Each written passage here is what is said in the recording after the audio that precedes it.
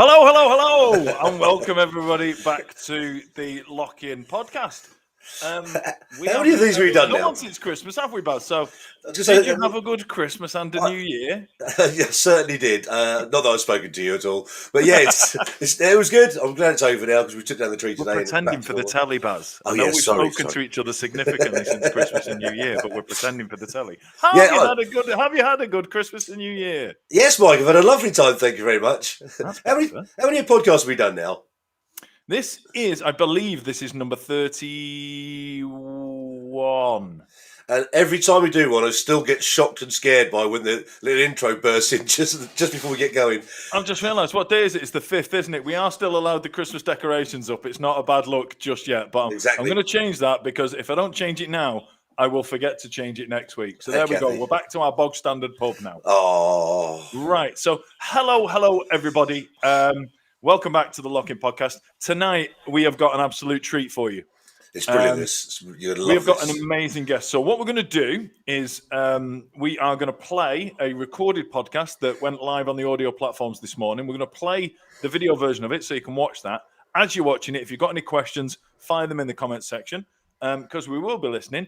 And then there'll be a countdown in the corner to when we're going to go live and do a Q&A with Mr. Steve Robinson. Now, Steve is the subject of this podcast. You'll hear all about him over the next 3/4 of an hour or so.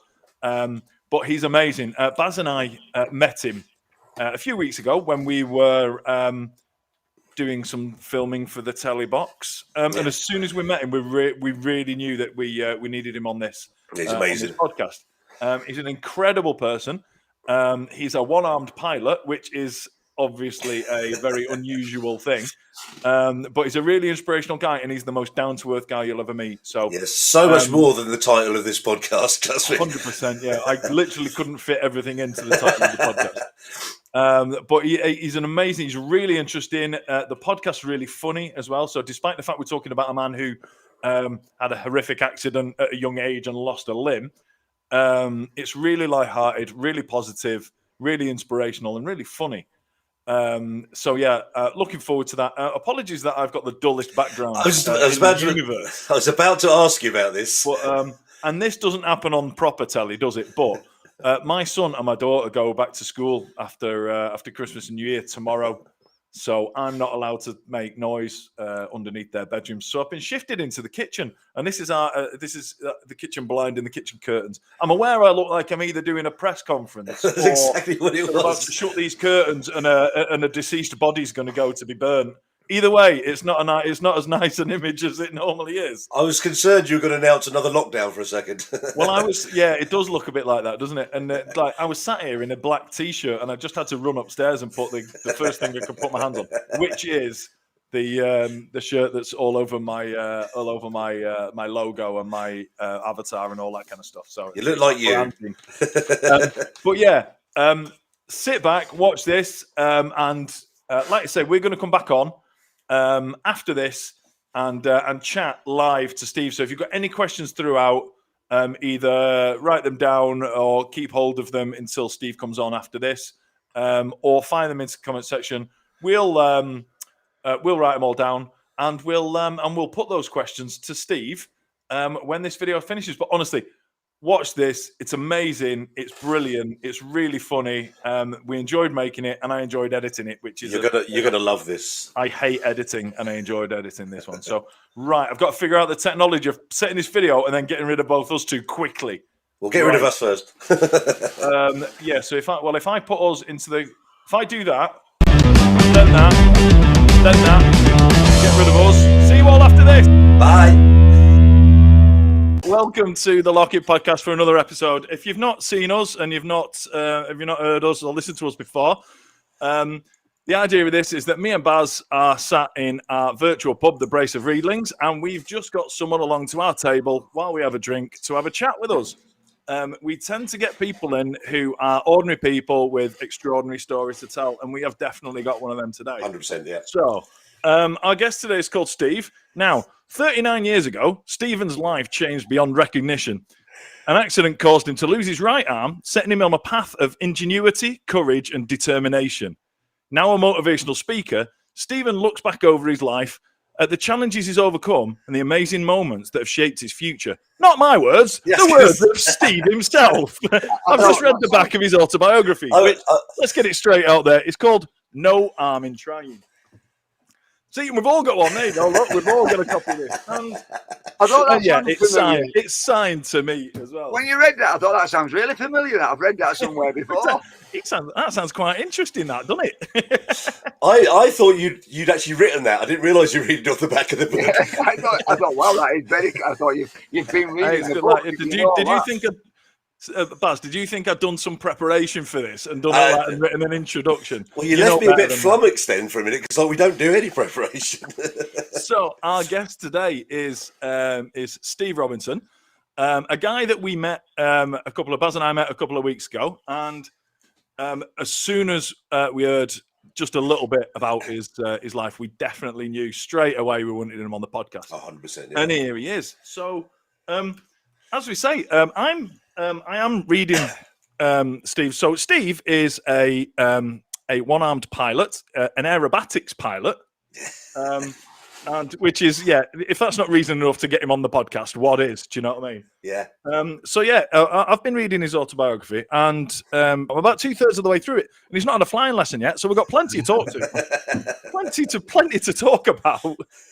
Can I just say one thing as well? What's really good about your book, Steve, is that you've got these lovely blocks of your photograph sections. Oh, do you like them? Oh, yeah, they're really good. And what I do like about it is the fact that you can go through those and you can pick up. They tell your story without having to read the whole book as well, which is, but it's nice that they go along with the text as well because it gives you a nice visual to go with it.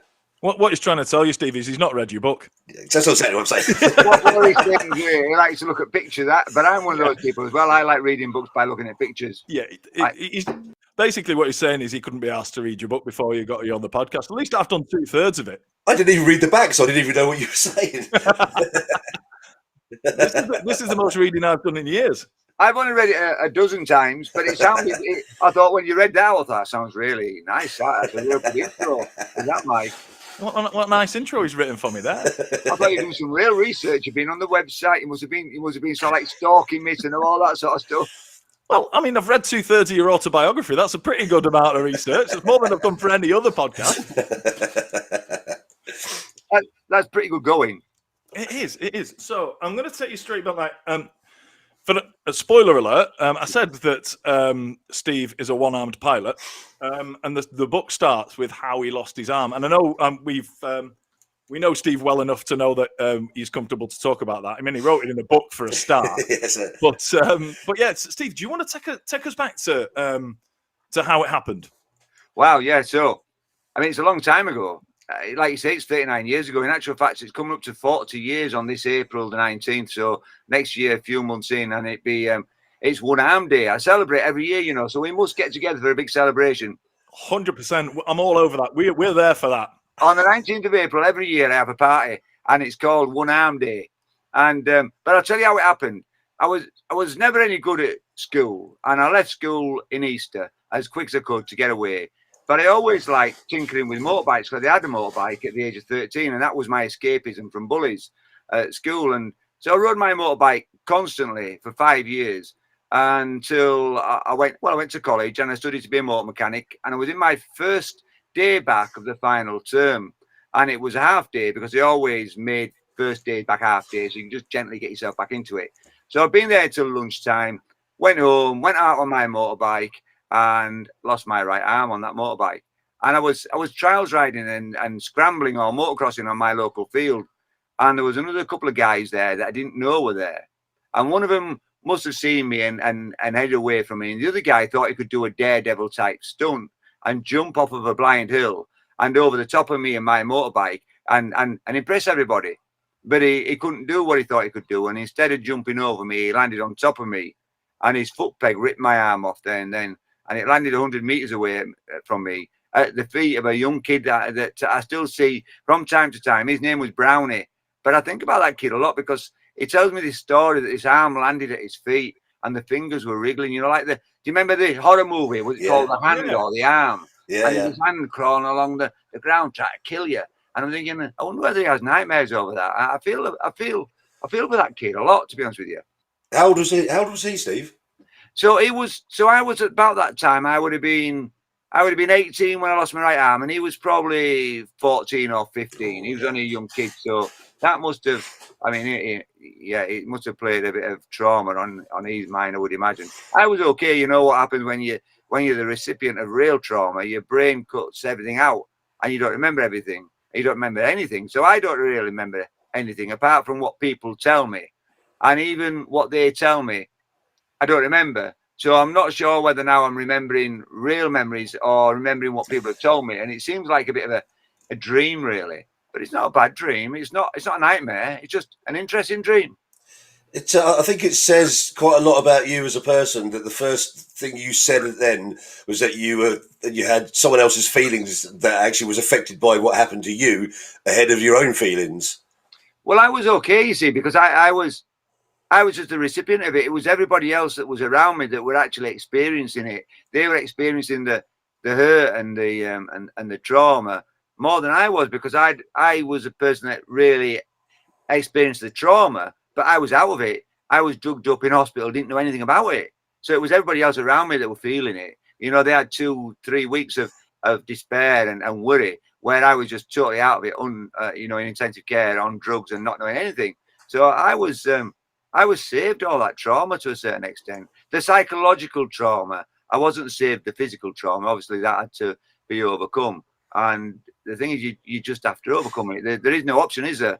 You can't sit down and wait for your missing arm to grow back. It's not like breaking an arm or a leg, where if you sit down for a while, take it easy, 8 weeks later, it'll be fixed and you'll be all right again. It was never that case. Oh, I'm being handed a cup of tea. Oh, look at that lady. Oh. There we go. Look, cup of tea to join you guys. Tremendous. I'd rather had a rum and coke, but there's no rum on the menu. Well, there's rum on the menu, but there's no coke on the menu. For everyone's benefit, just before we came on, I said, look, Steve, we're in a pub. You need to get yourself a drink. So he's had his mum make him a cup of tea. Can I ask you a question, Steve? So obviously we hear about like trauma, and limbs being removed in certain accidents. Yeah. And there's obviously quite a few cases where people have had those reattached. I take it that just wasn't an option in your case. Well, in actual fact, they tell me, and my mum tells me, and my sister specifically, that they tried to sew my right arm back on and for 9 hours. And they kept coming out of the operating theatre and saying to my mum and my sister, we've lost him 3 times. But we've managed to sort of like recover him, get him back, bring him back to life. And we're trying to sew his arm back on. But it's so badly damaged because it was pulled and not cut. So if you have a limb and it's cut off and it's a nice clean cut, there's a more of a chance you can reattach it. But mine was stretched beyond elasticity until it just gave. So just imagine if they had sewn it back on, I might have been like Stretch Armstrong. Do you remember him? I might have had a 6-foot arm. like Mr. Tickle. Yeah. Imagine a normal arm this side, a 6-foot arm that side. Hey, look, imagine how much money you'd have made. Oh, yeah. I'll tell you what, you could have taken a mean selfie today. Yeah, from a distance. Yeah, from a distance, a real distance shot. So I often think about that. And, so, yeah, they tried to sew it back on. They couldn't do it. They said it was too badly damaged. All the tendons were damaged beyond repair. And they'd lost me 3 times. So then they had to just concentrate on saving my life. And then they'd come out and they'd say to my mum and my sister, it'd be okay as long as it's not his liver that's damaged. And then they'd come out an hour later and say, it's his liver that's damaged. Wow. And then they'd come out and say, we've managed to save 1/4 of his liver. So I lost 3/4 of my liver as well, which, of course, early days when I was recovering, that meant I couldn't drink alcohol. But I was never a drinker of alcohol before anyway. But surprisingly, your liver is one of the only organs that grows back. Oh, really? And I didn't know that. But it me grows either. back. So although I had 1/4 of a liver, I've now got the other 3/4 back, and I've got a full liver again, and I can do a little bit of drinking, although I don't drink to excess. Well, no, because you've come into our pub and you've ordered a cup of tea.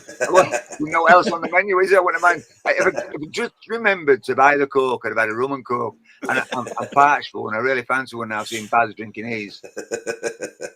And do you know what? It's like we're very quickly, people who are listening, people who are watching are very quickly picking up on the type of person you are. Like Baz said, when you're talking about when quite a traumatic thing and obviously a life-changing event for you, you're thinking about other people. So people are very quickly getting understanding what we understand about you, in that you're very selfless, you think about other people, you're very inspirational, but you're also, it's kind of the reason we thought we need to get him on is because you've got such a refreshing attitude about stuff, and also there's no doom and gloom. Do you know what I mean? It was like if you'd have come on here and it was all like we sat with sad faces, let's be blunt about it. It wouldn't have made a good. People wouldn't have wanted to listen to it. So it's the fact that we can be light-hearted about it, and 1400 hours. Such a refreshing attitude to it is something that I've definitely picked up from meeting you and from reading your book, because what you've been through and the way you've coped with it. Because quite often, like through the book, you talk about like you were never, you never went through a depression or a grieving process for the limb and things like that, and you were just really matter of fact about, well, that's not going to get me anywhere, is it? So just get on with it. Well, I never was really. And, when I came out of hospital, or when I was in hospital, the nurses would keep coming past and saying to me, you've lost your arm, don't you, Steve? But I sort of knew, but I could feel it, so I wasn't really certain whether I had or I hadn't. And I was too weak to even reply, but they kept saying to me, you've lost your arm, you've lost your arm, you've lost your arm. And it wasn't until one day they asked the nurse to take me to a proper toilet, because all the patients used commodes, and we didn't have proper toilets. And she took me to the staff toilets, and unknown to her, or she'd forgotten, there was a mirror in the bathroom. And when I looked in the mirror for the first time, I realised that all my acne had gone, and I really did suffer at the hands of the bullies because I was really spotty. I had really bad acne. And I looked in the mirror and I was absolutely overjoyed. I thought, wow, my acne's gone. And I was so happy that my acne had gone that it sort of like consumed me full of hope and joyfulness. And I was just overjoyed. Then I looked in again and I looked to see my arm was missing. And I thought, oh yeah, I can't see it. I couldn't move very well, to be honest with you. I couldn't move my neck, couldn't move my head. But when I tried to look down on my right hand side, I thought, oh, I don't think it is there. I think they might be telling me the truth.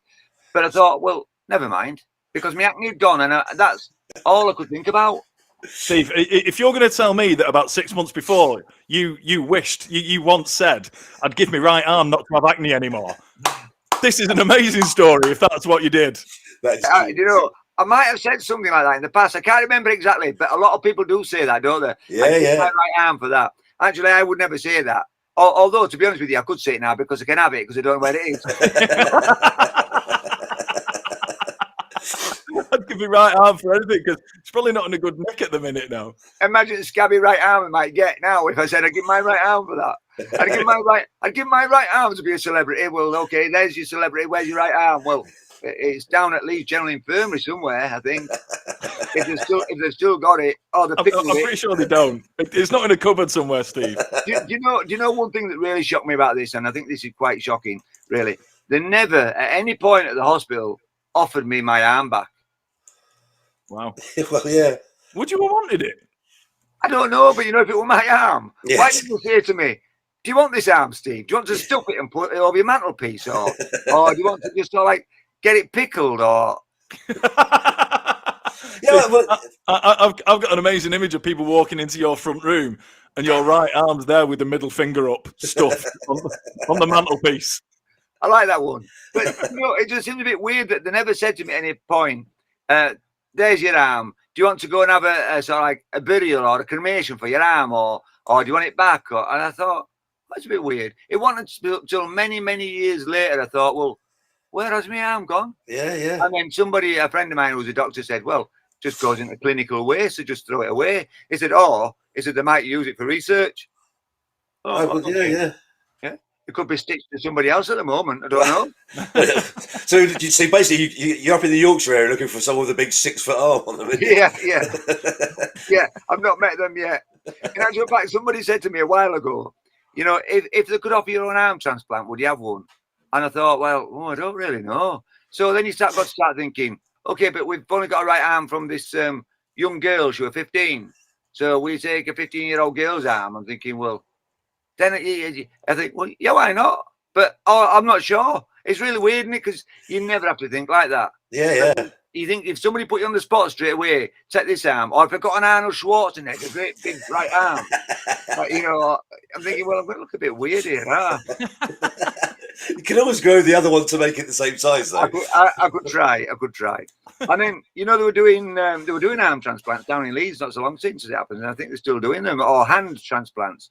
But then a friend said, it won't be long before they'll just give you a drug and you'll grow your arm back. Yeah. I said, yeah, well, I've been waiting 39 years and it's not here yet.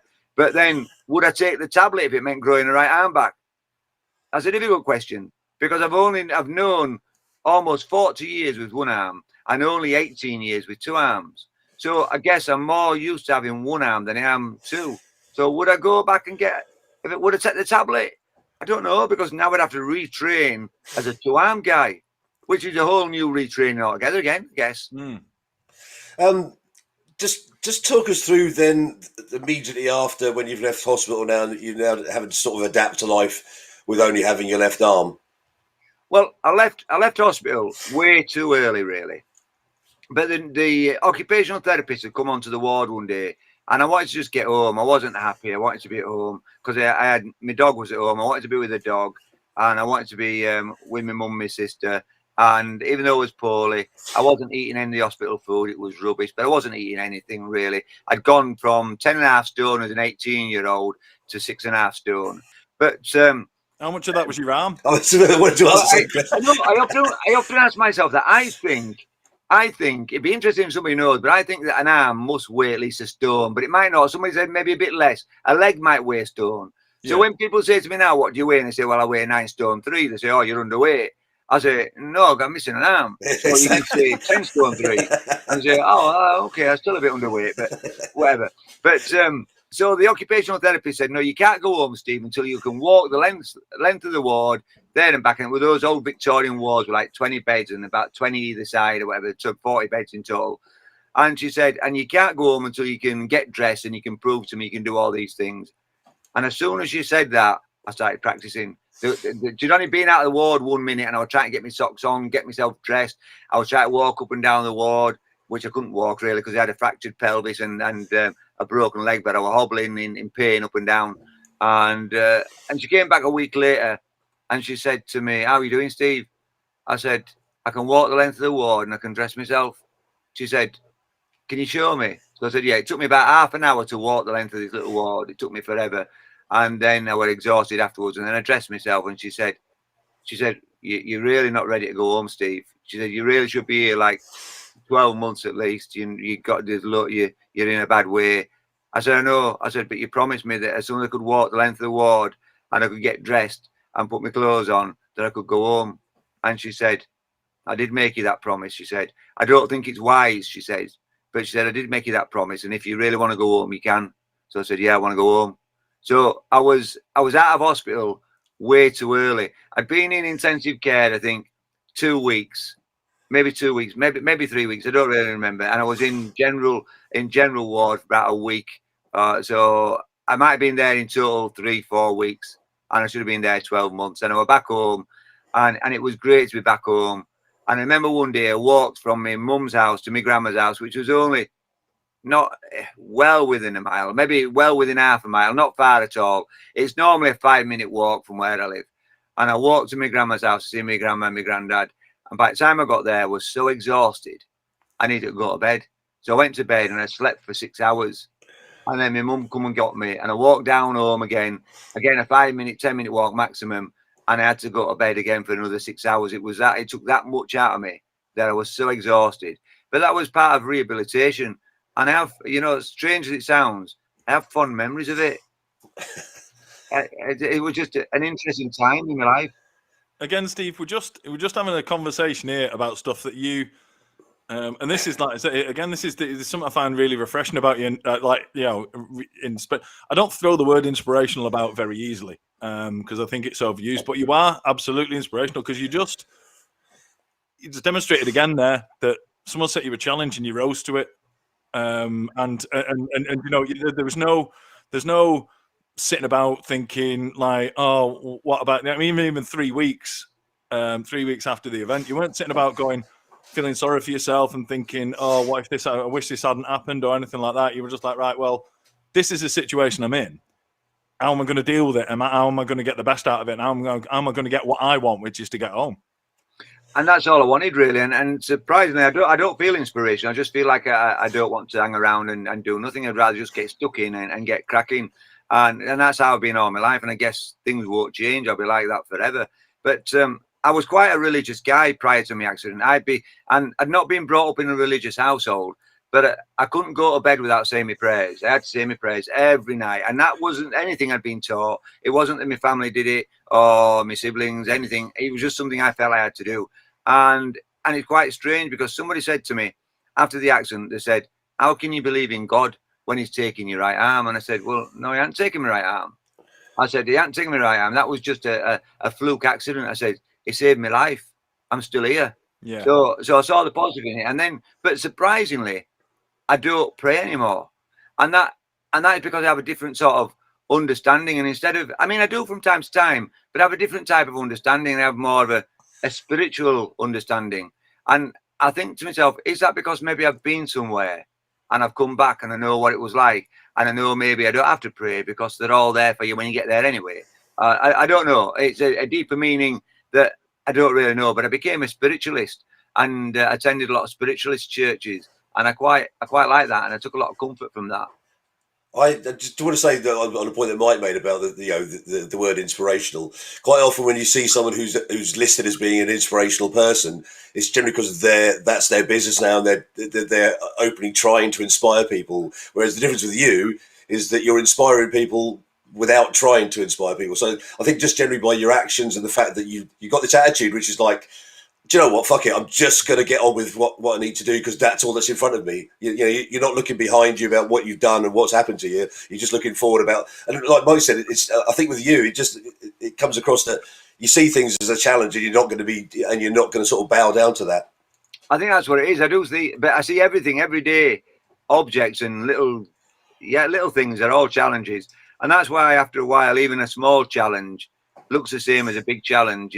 They're all just the same. And when people say stuff to you like, you can't do that, I think, well, people should never say to somebody else, you can't do that, because to say it with such confidence that maybe it might instill that belief in others that they can't do it. And as soon as you believe that you can't do it, then you've had it.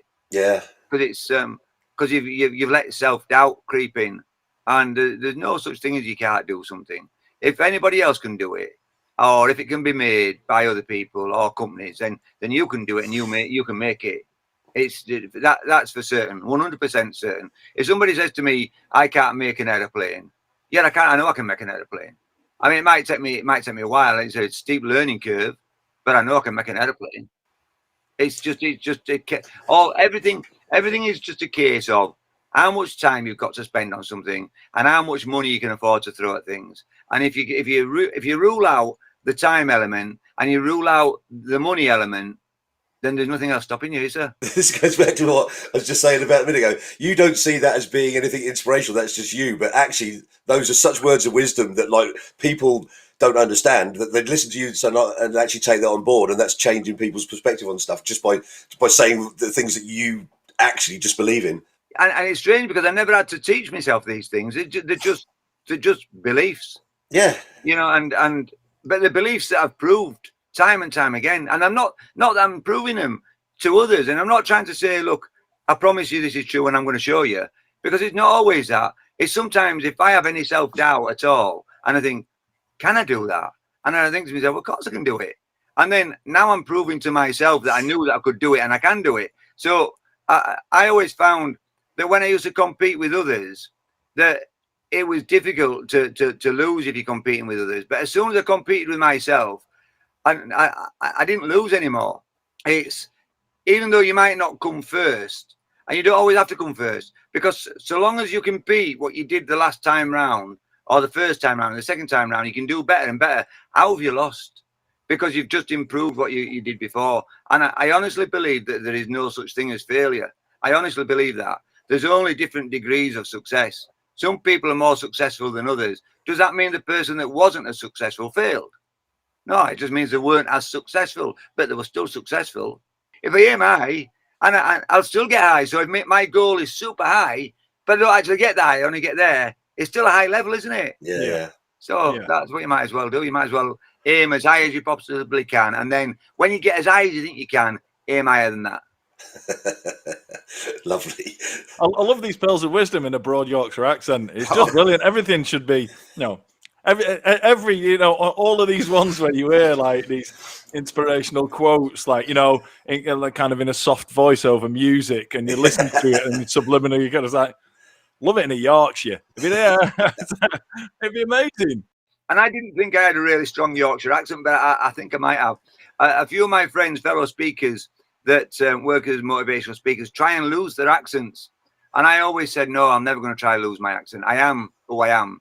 And I never want to be anything else than I am. I'm a Yorkshire man, and I'm born and bred in Yorkshire, and I've got one arm, and I am what I am, and I'll always be that. Amazing. And look, we said before, we were talking before about how nothing, you don't let anything stop you, and you've achieved massive things, and you've just kind of, you've taken the loss of a limb and just got on with it and achieved amazing things that some people couldn't have achieved, as able-bodied people couldn't have achieved. Which kind of takes me on to one of the most notable things you've been able to achieve is to become a pilot. I haven't got to that bit of your book yet because, like I say, I mean, mate, to be fair, the front page of this book has got you with one arm in a pilot's uniform. You did the one arm thing on page 1. I'm 2/3 of the way through. You haven't even done a flying lesson yet. It's fancy dress. So yeah, at what age did you just decide, do you know what? I don't care if I've only got one arm, I want to be a pilot. It was never on my radar, ever. In actual fact, nice pun. I was afraid of flying. and I needed 3 weeks hypnotherapy to fly to Spain with friends, and I was petrified of it. But saying that, I used to dream a lot of flying. But I used to dream I used to fly my dreams by flapping my arms, but I always had 2 arms. In actual fact, this is interesting. I've never had a single dream with one arm, ever. I always had 2 arms in my dreams. And so it's quite interesting. I've got to tell you something else as well, and I really like this. And because I also have these phantom limb stuff. I know I'm digressing, but I've got to tell you this because I love it. Absolutely. And I get phantom limb, which is I don't get pains, but it itches sometimes. And I'm rubbing around here to try and find where the itch is. And a friend of mine said to me one day, he said, you know what that is, don't you? And I said, yeah, I do. I said, it's called phantom limb syndrome. And I said, it's because my nerve endings, I said, still think my arm's there, and my brain still thinks my arm's there, and it's trying to transmit signals through. He said, no, it's not that. I said, oh. I said, what is it? And because I thought he might be more educated than I was. Maybe he was a medical man. And he said to me, it's because your soul's still intact. I looked at that. That's really good. I really loved it. I had to share that with you because I just loved it. Anyway, that was just it. But it made me, when he said that to me, I thought, wow, that's a nice thing. I really like that. What a positive to come out. I thought, I love that. Because I was just looking at the science behind it. And it just came out of that naturally. And I thought, you're right, my soul is still intact. I thought, I loved it. That thing that you just said is something that I picked out of the book, and I was just like, I need to write that down because that is a fascinating thing for me. It was like, I mean, you said, well, you always refer to hands, not hand. Yeah. And like you said, I mean, just that you've been without your right arm for 39 years, and you've never once had a dream where you've got one arm. I think that's a fascinating thing, and I don't know if that's a way of your brain kind of coping with it or what it is, but I just find that fascinating. I've not a clue what it is, but I've never had a dream with one arm. It's strange, isn't it? It is a bit. And even if I dream of flying now, and I don't fly in an aircraft, I fly by flapping my arms.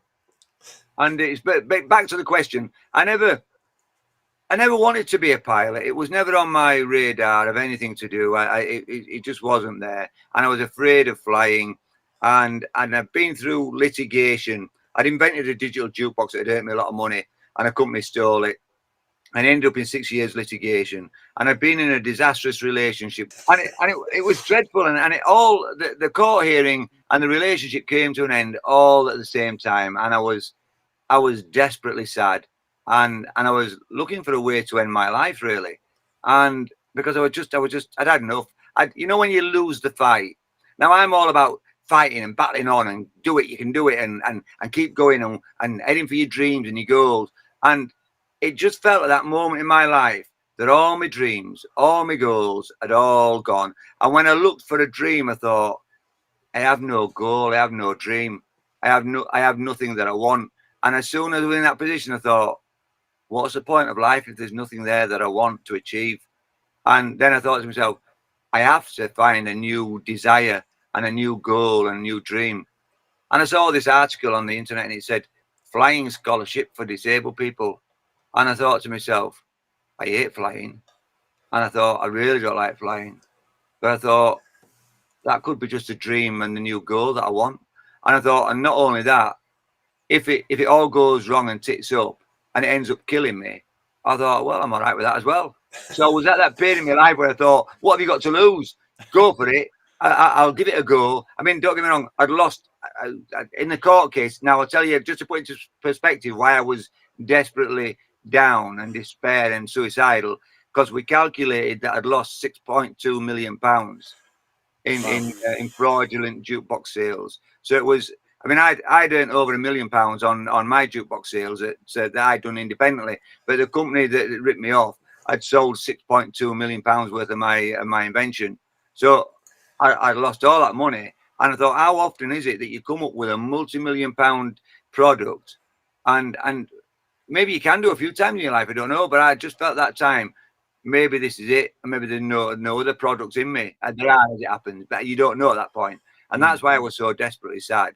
And but then I thought, I'll apply for this flying scholarship because I just need a new dream and a new goal. And I was fed up. I didn't have any faith left in people because they'd stolen all this copyright. And to my surprise, I was awarded it. And I was petrified of flying. I didn't like it. And every day I did flight training, I was hoping that it was bad weather so I didn't have to go up. But it took 12 months for the NHS to make me an arm so I could fly this aircraft. But the arm wouldn't work, and it fell off at 3,500 feet when we were doing maneuvers. And we ended up doing a spiral dive and dropping through a cloud. So it was quite scary, especially when you're afraid of flying. But I thought I was determined. And I kept saying to people, how long will it be before I'm not afraid of flying? Or I'm not anxious anymore. And this was a standard question, the standard answer.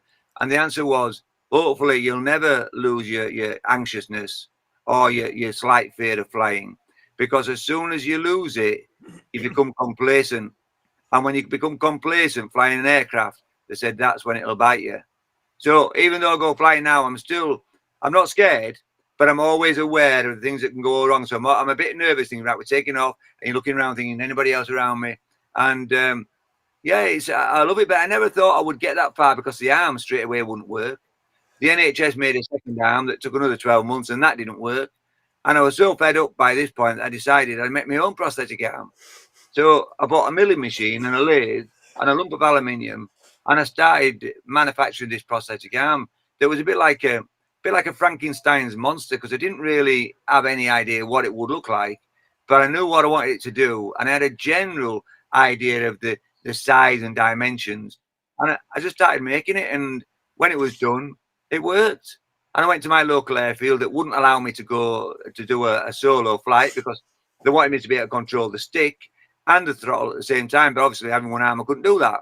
But as soon as I went up and I said, will this do it? Because the CFI, which stands for the Chief Flying Instructor, wouldn't let me do my solo flight until I could demonstrate that I could control all controls single-handed or by myself with this prosthetic arm. Because going back to the first question, you said, we're not allowed to modify aircraft, but there's nothing in the rules that says you can't modify yourself. So I modified myself. I left the aircraft as standard. When I went with the prosthetic arm and modified myself, and I said, will this do it? They said, oh, well, if you can prove that you can do the throttle and the stick and all these bits and bats at the same time, he said, possibly. So we went flying there and then with the Chief Flying Instructor, and he made me do above and beyond what he'd make an able-bodied person do, because I had to prove that my arm was up to the task and even better. Anyway, it did, and it proved him wrong. And he said, when we landed, he said, well, Steve, he said, I've got to eat my words. He said, it does work. He said, yeah, you can do your solo flight. And 2 weeks later, I did my solo flight. A week after, I did a cross-country qualifying flight. A week later, I did what's called a cross-country qualifying flight, where I had to fly from my local airfield to Durham Tees International Airport. I had to land and get my logbook stamped. I had to also fly through a military airfield zone. You have to get special clearance to go through their air zone. And then from there, I had to fly all the way down to Humberside International Airport, get my logbook stamped again. And then you have to fly all the way back to your home airfield with the evidence that you'd landed at these two away airfields. And that's part of your navigation, really, to make sure, to prove you can do it. And then a week after that, I did my what they call skills test, which is like your driving test in the sky. And I passed, and I became a qualified private pilot in 2015. That's mad. With my own metal arm. I love that. It's sipping his tea like a mic drop. And he went, yeah, I became a pilot in 2015. Can we have a quick chat about you as an inventor? Because obviously we spoke briefly when we were talking about the whole arm conundrum and flying, and you were saying that obviously with arm failures in prosthetic arms are manufactured, that you can't afford a failure at what was it, 3,500 feet or whatever it was. Yeah. So did you say that you'd invented a? Can we talk about this? That you'd invented a system where you can detach the arm. Yeah. So what I did is I realised I did a little bit of motorcycling after I'd lost my right arm, not a lot, because it wasn't as much fun. And I went to the NHS at that point, and they made me a prosthetic arm. And I used to enjoy hill climbing, and I'd gone up this hill, no problem. And I was coming down the hill, and the front wheel slipped on the muddy embankment, and the bike just fell onto its side. And I just stepped off of the foot pegs under control, no problem. But then the prosthetic arm wouldn't let go. And my motorbike is dragging me down this hill, and I'm banging the arm, and it wouldn't let go, because it had what they called a C hook. So it was shaped like a C, and it was made of chromium steel, and it hook over the rubber handlebars, so you could push with it and pull with it. But it wouldn't let go, because once steel was against rubber, it just wouldn't let go. And I'm banging this arm, it wouldn't come off, and it got to a stage where this motorbike was just about to drop over a 10-foot drop. Now, it might not have killed me, but it would have hurt me, and because it would have dragged me along with it. And the foot peg, fortunately, stuck into the ground, and it stopped rolling down this slope, and I managed to disconnect my arm and get off. But at that point, I realised, because I'd had that experience, I realised that if I was going to fly a plane or do anything else or any more dangerous sports, I needed a prosthetic arm that knew how to let go and when to let go. So then what happened is I made this arm, and I made a pin here that if I pulled this pin or banged this button, the whole arm would drop into pieces and just drop off me. And I realised that was my quick release mechanism. So if I got into a situation where I had to crash land the aircraft and I had to get out quickly, or I had to detach the arm and bail out with a parachute, even though I ain't got a parachute, I had to just bang this button the whole arm would drop to pieces, a bit like a Meccano kit, and I would be released and I could get out. So that's what I made. I invented an arm that had a quick release mechanism, and because nobody ever thinks that they want to get out of a prosthetic limb. Once you put the prosthetic limb on, you know it's on. You don't think you have to get out. But I realised I might have to get out at some point. So I have a question for you, Steve. So, Yeah. if, for instance, you'd lost your left arm instead of your right arm, would it have been more difficult to have done what you've done? Because obviously you've made your right arm for a very specific task. If it had been the other way round, would you have been able to overcome those odds, like by making an arm for that as well? Yeah, I'll be honest with you, Baz. It would have been a lot easier if I'd lost my left arm. Okay, right, because yeah. When you fly as pilot one, they call it P1. We fly from the left-hand seat, so my throttle is on my left hand, but there's also a throttle on my right hand. But all the flap controls and trim controls, that's so you can make your aircraft fly straight and level. It's got like a little elevator trim, they call it. It's like a real little thing on the back of the elevator that you adjust up, and it just makes you fly straight and level, so you can let go of the controls. But all those controls for that are down on my right hand side. So although I'm flying my aircraft, so I'm flying like that with a stick, I'm having to lean across myself to get these other controls. Where if I'd lost my left arm, then it would have been right there at my right arm. But saying that, even though it might have been better to lose a left arm, I'm glad I lost my right arm, even though it was my dominant arm, because I've become left-handed, and I had to become left-handed. And I think becoming left-handed has trained the other side of my brain. I've become a little bit ambidextrous, although I can't write with this right arm, but I guess I am ambidextrous. And, you know, and I think that you get a lot more creativity, because they say left-handed people are creative. Now, I'm not born left-handed, but I'm trained left-handed. So maybe I'm also trained to be creative. And to be honest with you, I like dancing. I like a lot of dancing. I had partner dancing. And I'd lost my left arm and I had my right arm. It's not the proper arm to dance with, because we lead with his left arm, and your right arm is the arm you put around your partner. Right, yeah, so although I can't put my arm around my partner and give a real good cuddle, I can direct her and lead her with my left arm. So I'm quite pleased that it worked out that way. I just love how you put a silver lining on absolutely everything you talk about. It's just amazing. Well, everything does have a silver lining, though, doesn't it? You've just got to find it. You just got to find yours. That's all it is, I think, sometimes. Going on from you being a pilot, which is a pretty amazing thing to do anyway. How did you go from being a pilot to being an aerobatics pilot? Well, because I was petrified of aerobatics. I mean, literally petrified. And if you hit an air pocket in an aircraft would drop, you think, oh, what's going on? And you scare yourself to death. And it was one day I saw this article again, and it was on a website, and it was a Davina McCall show, and it was called This Time Next Year. And they were looking for contestants, and I thought, oh, I'll apply for that. I wonder what I can do. So I applied for it. And they said to me, what would you like to do? And I said, well, I could ride a horse around the field or do some horse jumping, because I was always afraid of horses. I was petrified of horses. So I took horse riding lessons and competed in the dressage national qualifiers, and I came third in those. But I was petrified of horses. Now I love them. So I thought, I can ride a horse around the field if you like. I said, or I can land my aircraft at like 5 airports in 5 hours, or fly from here to somewhere. And stupidly, I said, or I could do aerobatics.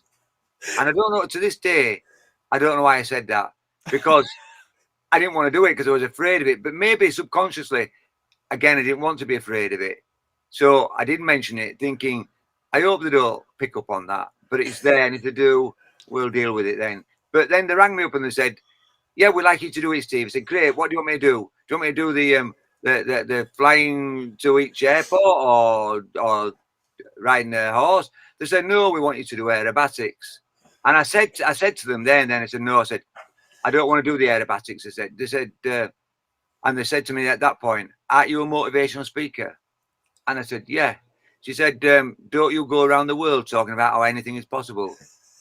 And I said, yeah. And she said, don't you also talk about how you can overcome any fear by using a proven psychotherapy methodology known as exposure therapy? And at which point I realized I'd really backed myself into a corner. And I had to say, yes, okay, I'll do the challenge. But I was petrified, absolutely petrified. So I took on the challenge.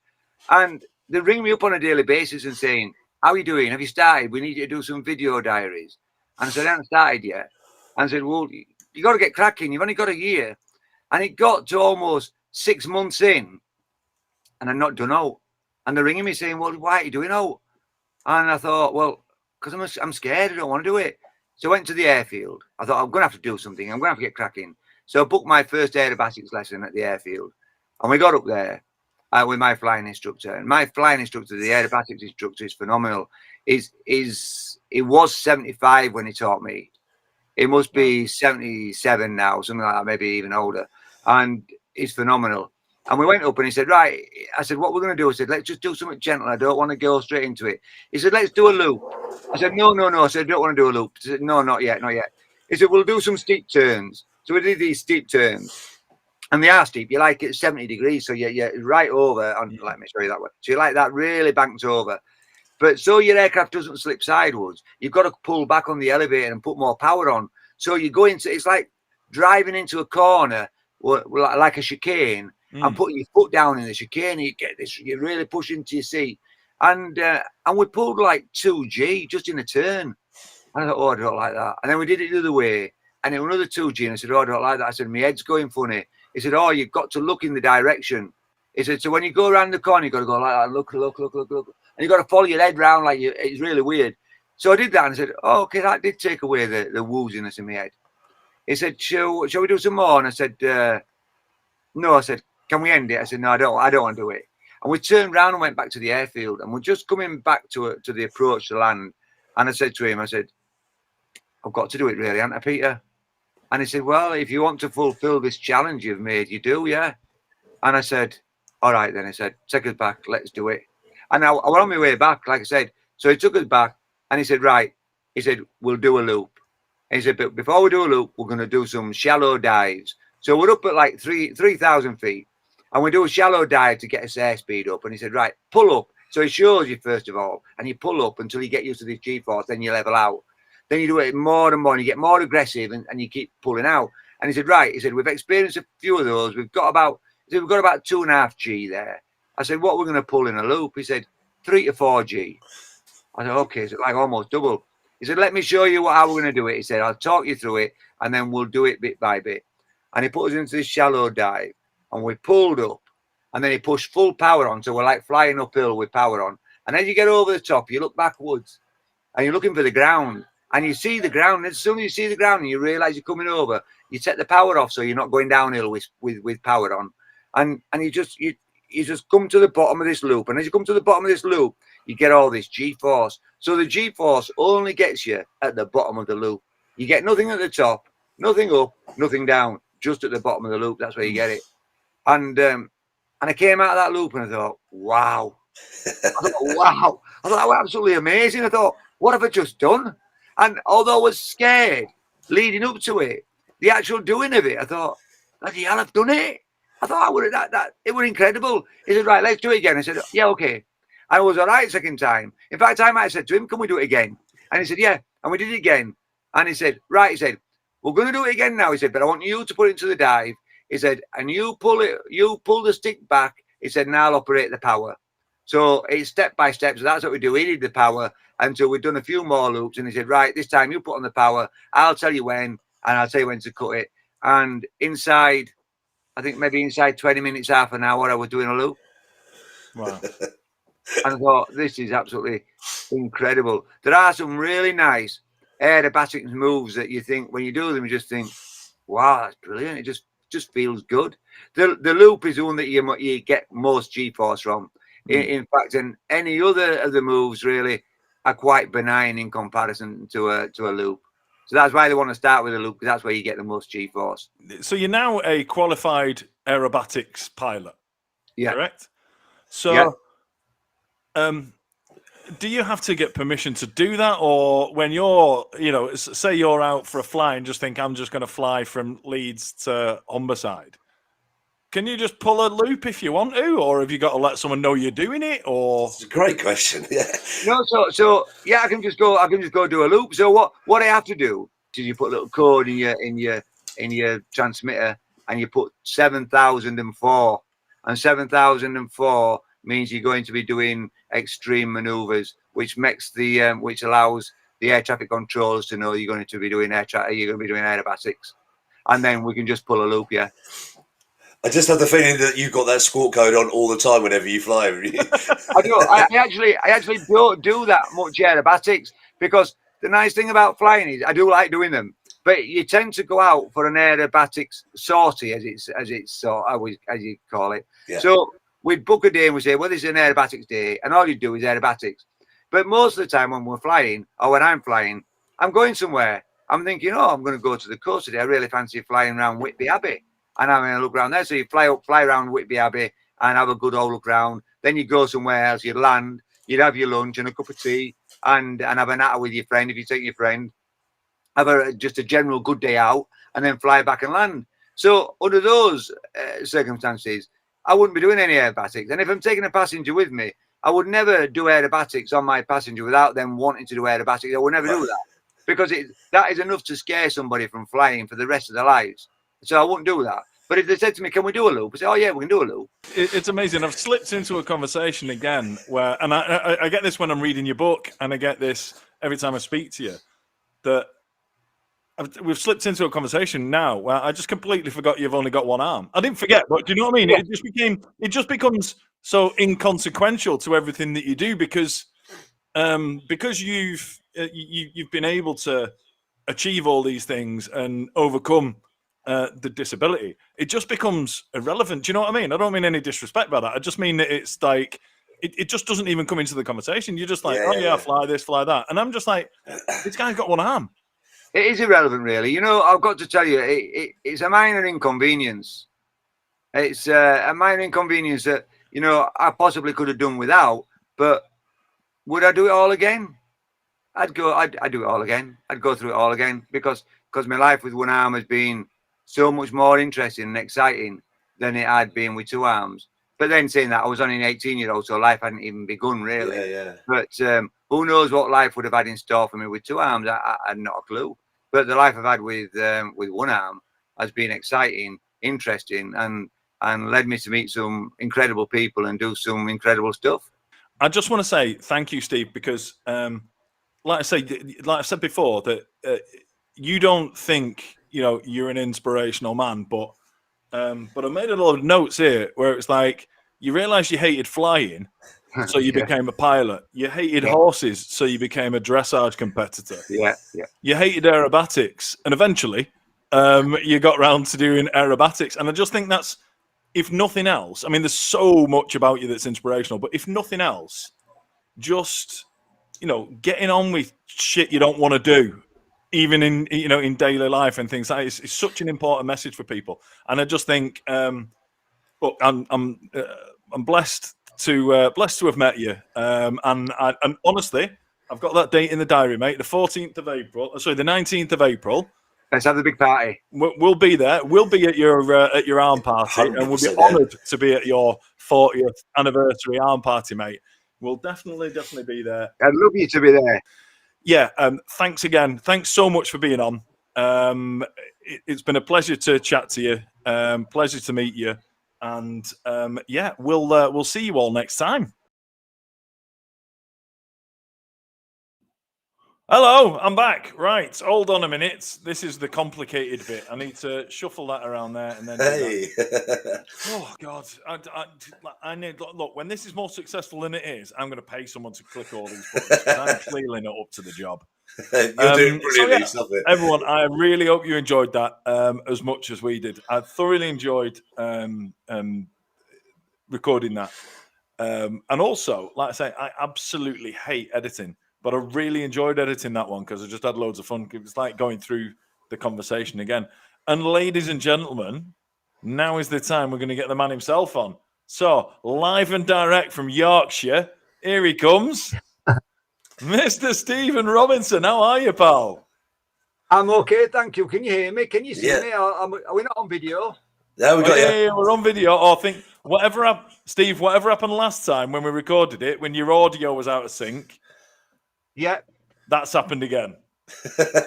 Oh, fair enough then. So we're all wrong again, are we? We're live. We're live. We're live, but your audio's out of sync. So what did you do to correct it last time? I can't remember. That's a really good question. And I think I did this. Let's have a look. I think I went disable camera, and then I think He went off for a bit and then he came back last This time. is gripping stuff. This is what you're all here to see. You know this guy that was saying, like, are we back? Oh, no audio this time. No audio at all now, Steve. See, this is usually what we sort beforehand, but so anyway, look, he's anyway, Steve. What I still can't hear you, mate.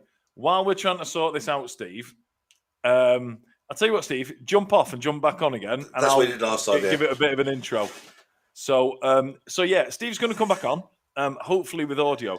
Apparently, do you know what I mean? I mean, bless him. It's like Yorkshire's like the third world, isn't it? So he's having to pedal to power the internet, and I think he's just not pedaling fast enough. I think that must be it. Right, so he'll come back in a minute, and hopefully his audio will be in sync. It was all a bit like a Bruce Lee movie, wasn't it? Yeah, I love that. Yeah, it was, wasn't it? It was like a low-budget kung fu movie. So if you've got questions for Steve, hopefully when he comes back on, he'll be his lips will be in sync with his voice. Can I just say something? Like, even though I was with you when we recorded that, that was a fucking brilliant watch. That was super. It's amazing, isn't it? It's Yeah, I love it. I've listened, so I edited that down. Like I say, the visuals are a bit clunky because I edit it together for the audio and just have the video to show on here. Yeah. So it was, it was. Since I put the audio up onto the Apple Podcasts and all that kind of stuff today, I've listened to at least the first 5-10 minutes of that 3 or 4 times. I just think it's phenomenal. It's just really, it was one of my favorite ones. No offense to anyone who's already been on. Exactly, I'm saying. Don't get upset with me. But yeah, that was one of my favorite ones and still is. Right, Steve's here. Should we see if he's resolved his situation? Have I resolved it? I think you're still out of sync. No way am I. So I've had to close a load of stuff down. All right. So I think you're better off. I think you're better now anyway. Am I better? I've closed a load of stuff down because I had loads of processing going on. Right, that'll do, mate. That'll do. Right, I'm going to whack your volume up as high as I can. Try All again. Right, good. Yeah. There we go. That'll do. I was just explaining while you were gone that you have to pedal to power the internet, and it's like, because you're still Yorkshire. It's like a third world country, isn't it, Yorkshire? So you're still struggling with stuff like that. You see the artificial lighting I've got? I've charged my batteries up all day for that. That's right. People in Yorkshire are still pointing at the moon. It's all right. You're more advanced than most. Right. Quite advanced. Got me rum and coke anyway. Oh, good lad. Got it. I want to show you. See, normally, for those that are regulars, you'll know that I'm usually in the studio, in the office, in the other part of the house, and I've usually got my beer fridge just down my right hand side, so I don't need to move to go anywhere. I'm in the kitchen now, but by the windows it's pretty cold, so. Oh, hey, it's all in there. So I've got my rum and coke. I'm sticking with my beer for now, but I'll join you boys in a rum and coke later. But yeah, Steve, thanks again. Honestly, I don't know if you hear when I was saying it, but I was I've listened to the first 5 or 10 minutes of that over and over again on Apple. Since I put it on Apple, it's on Apple Podcasts. It went on this morning, and I've listened to it loads because. I just really enjoyed it. Do you know what I mean? It's. I said this at the time, but with somebody who doesn't have the really positive outlook on life that you have, a story about a guy who lost a limb aged 18 could have been quite a harrowing and quite a dark story. But it's just, I love the bits of your story that are just kind of like. The bit, I mean, I put it in the highlights on at the front of the audio one. It was just like, I love the fact that when you went into when you first saw yourself with no arm in that mirror, you were just so consumed by the fact that somehow your acne had completely disappeared. You were so enthused and so so encouraged by the fact your acne had gone. You couldn't give a shit that you'd lost a limb. You were like, "This is amazing." I was so happy. You know, the bit I don't know if I told you that I was the guy that was walking around the wards, or the old Victorian wards at St James, no, at the Leeds General Infirmary down in Leeds, and they were all Victorian wards. And I'd walk to try and get a bit of strength up, and I'd walk all the way around the hospital, places you're not supposed to go. I'd be walking around, and I'd be singing because I was happy. And I'd be singing because the acoustics was so great in those old wards, until a nurse came out one day from a ward from nowhere, and she said, "Did you hear that singing, Steve?" And I said, "Oh, yeah." I said, "Yeah." I said, "Yeah, I did. Yeah." I said, "It was me." She said, "No, it wasn't you." She said, "They were singing this particular song." And she told me the name of the song. And I think I was doing that Gaudete from Steel Eye Span, because it just got really nice acoustics. And it sounds like monastery singing. And I was just doing that because that was a popular song around about that sort of time when I was in hospital. And it wasn't until I told her the song that I was singing, she didn't believe it was me. She thought it was some angel singing. And I said, "No, it was just me." But that's how happy I was. I was walking around the wards and the corridors of the LGI singing, and I just lost a right arm. And I don't really get it myself, because it never really fazed me, and I don't know why. To this day, I don't know why it didn't affect me negatively. It just didn't. It just didn't at all. It seemed a win-win situation, and I can't. I mean, it doesn't sound like a win-win losing an arm, but no, it definitely doesn't. Followed it. No, it doesn't. It doesn't do it. But it just made me appreciate life more. It made me look at life differently, you know, because now I had to look at it differently, and it was all new and exciting. You know him, our friend Joshua's in the comments. He's watching this right now. Hi, Joshua.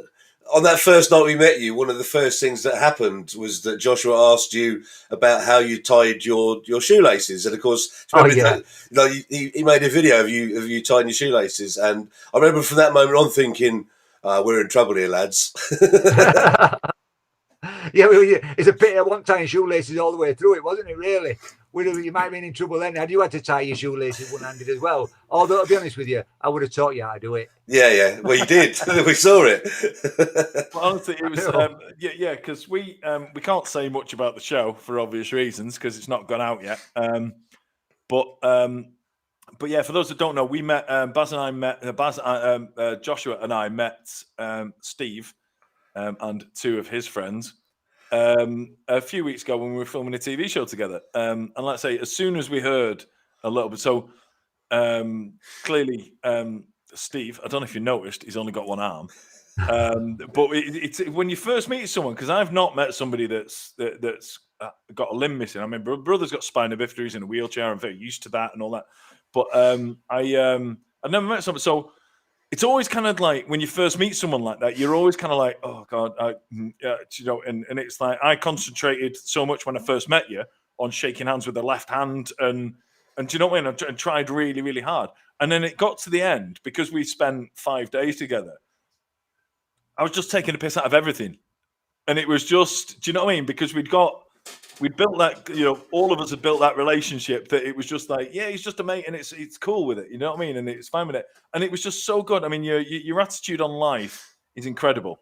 It's really, it is really kind of heartwarming, and it's refreshing. And loads of people, I'll just whiz through some comments in the chat section, but Jill, who's a regular, says, I mean, who's a regular? I'm not saying she's irregular, like she poos once a fortnight.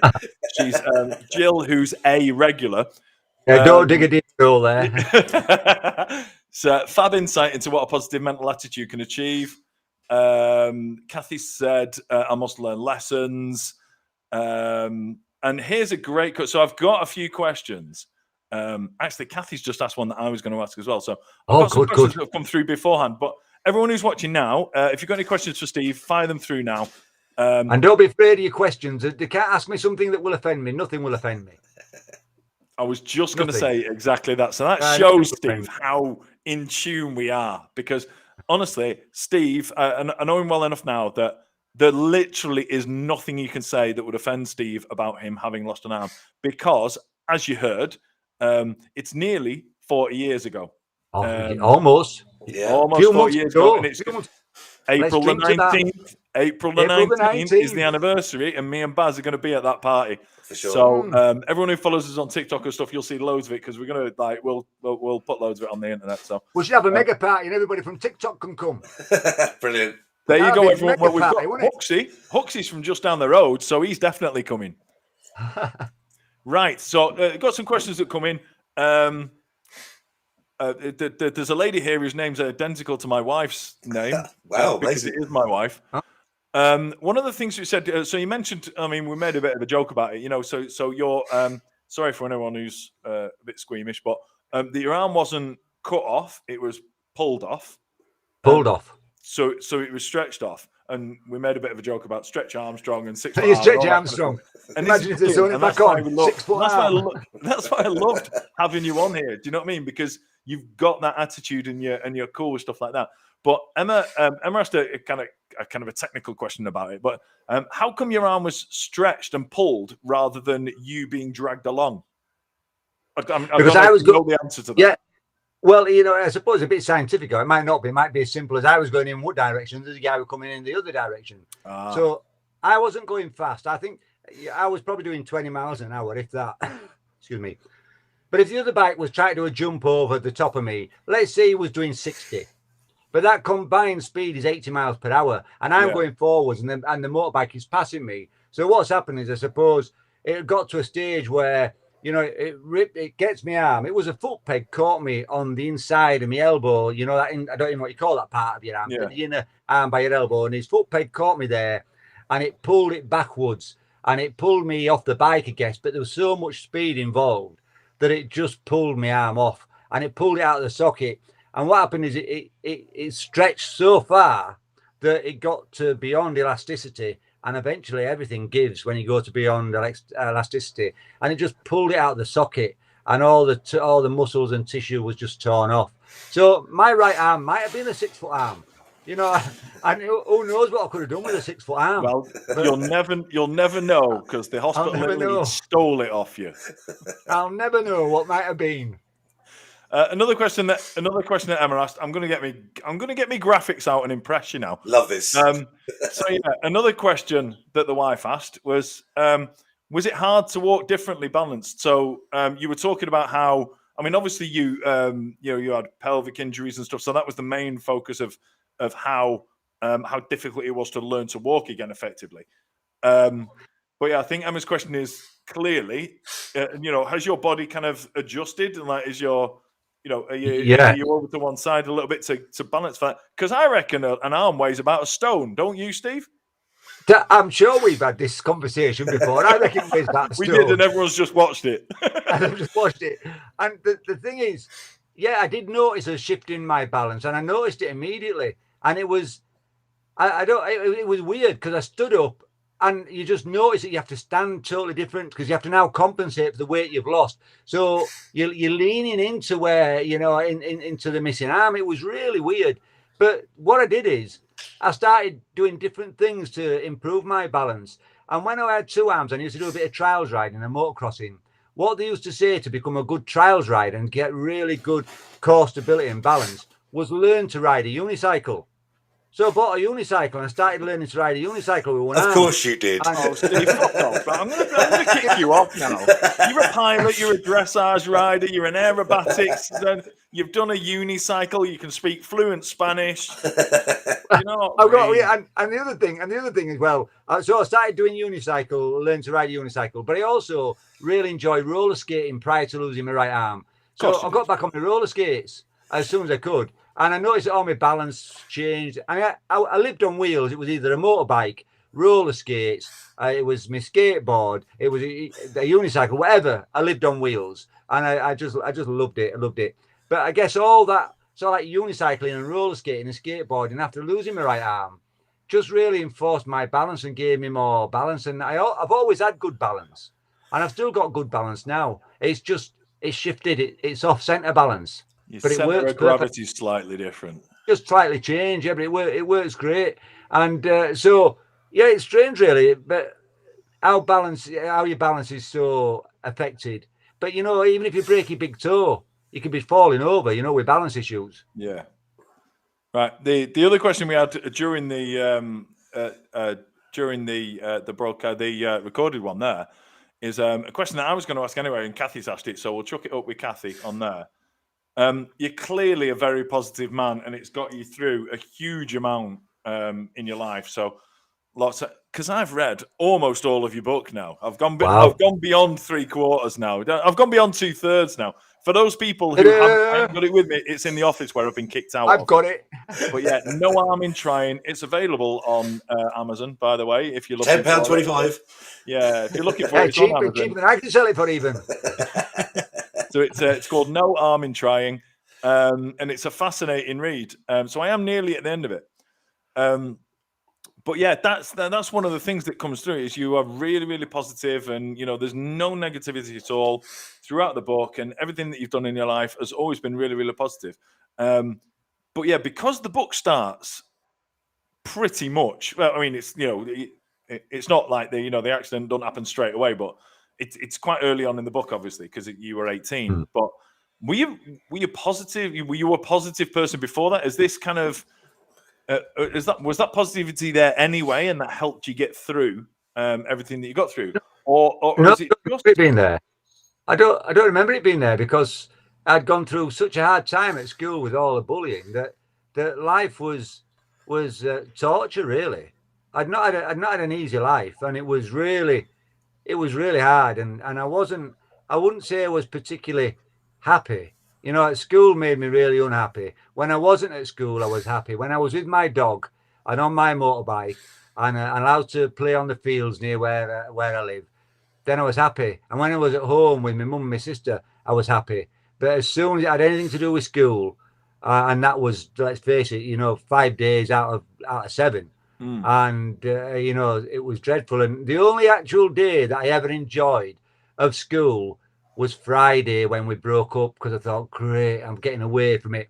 But Saturday, I started panicking Saturday because I realised that Sunday was coming, and I knew that Sunday was the day before I had to go back to school. So I started stressing on the Saturday, and I started stressing about going back to school on Saturday, and because it was that bad. So I wouldn't say I was particularly positive at school. I didn't think I could achieve anything at school. I was in a low class. I wasn't a high achiever. I didn't have any dreams beyond riding my motorbike and maybe becoming either a chef or a motor mechanic, because I liked cooking. And of course, I used to get even more bullied for that because boys aren't supposed to like cooking. I was the guy that liked doing needlework and sewing because I thought, right, I can look after myself, sew my own buttons on and do that type of stuff. If you'd like that sort of stuff at school, then that's not cool with the guys. And I didn't like rugby, I didn't like football, didn't like cricket, didn't like any of those macho sports. I preferred to play something with skill. I'd rather done tennis, badminton, and gymnastics, and possibly even dance. But boys don't do that type of thing, or they didn't do that type of thing in the school that I went to. So mate, I wasn't particularly positive. If you don't like cricket in Yorkshire, it's not going to work, is it? I guess. I mean, I liked playing it, but I guess I didn't like it because if you got picked for the cricket team, I was a kid that nobody wanted to pick, so you felt bad about even playing to start with. And then they'd always put you in the innings last, and of course, if the guy before you got run out, you didn't even get a go. So I hated it. I hated everything about it, and there's not one time I can say that I enjoyed school from primary school to high school. It was a prison sentence throughout my whole school life. It's incredible then, because like I say, everything since then has been positive. But I kind of, from reading the book, and my wife's brought it in to show you how far through it I am. Oh wow! Where's me? Hold on. Where is it? There you go. Can you see it? Oh, yeah. Hold on. Let me try and I bring it here. Yeah. Why is that not focusing? Oh, can see that. I'll tell you what. I'll open it to where the bookmark is. There you go. Look, I'm that far. Oh, not much left.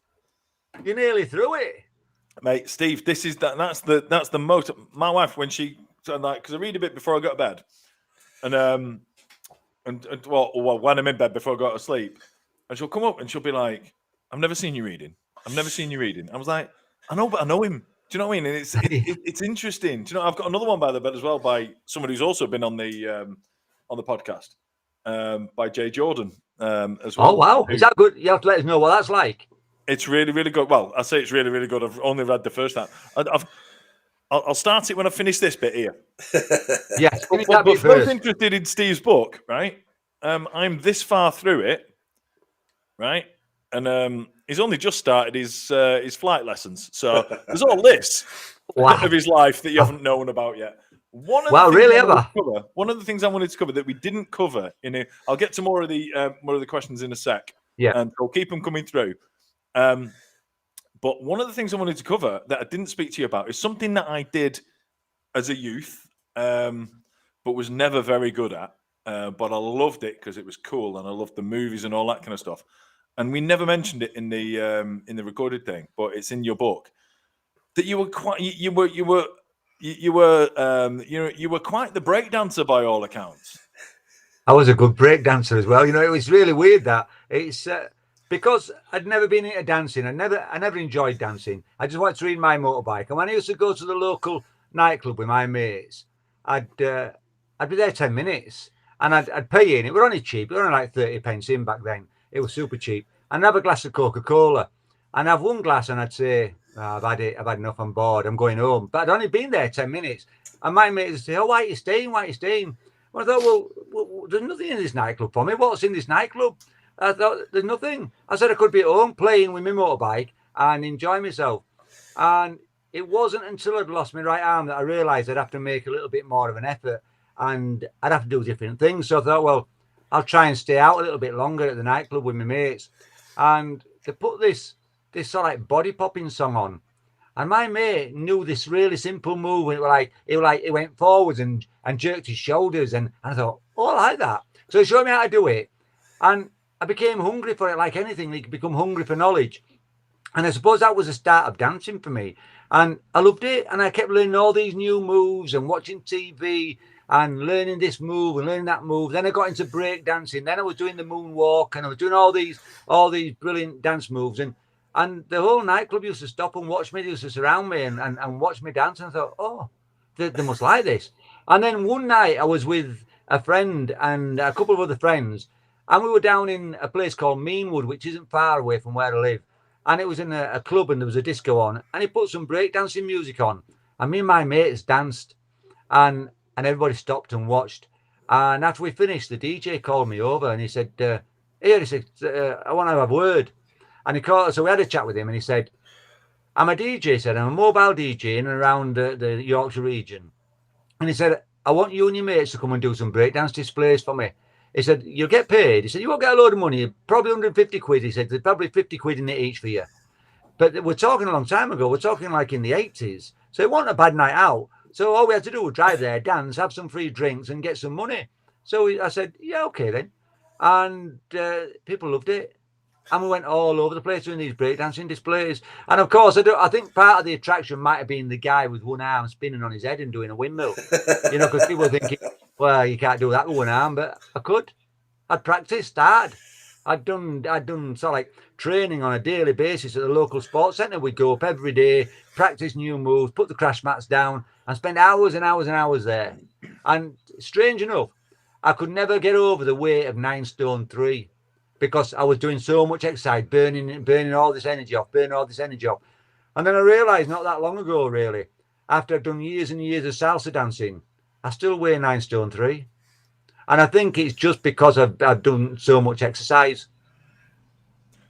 Just crazy. You know what? You're talking about breakdancing. Look, this is an indulgence for me because I was really into breakdance. I loved like breakdance, the movie, and all that kind of stuff. I was well into that when I was young. And was it Beat Street and all the electro albums and all that kind of stuff? Loved it.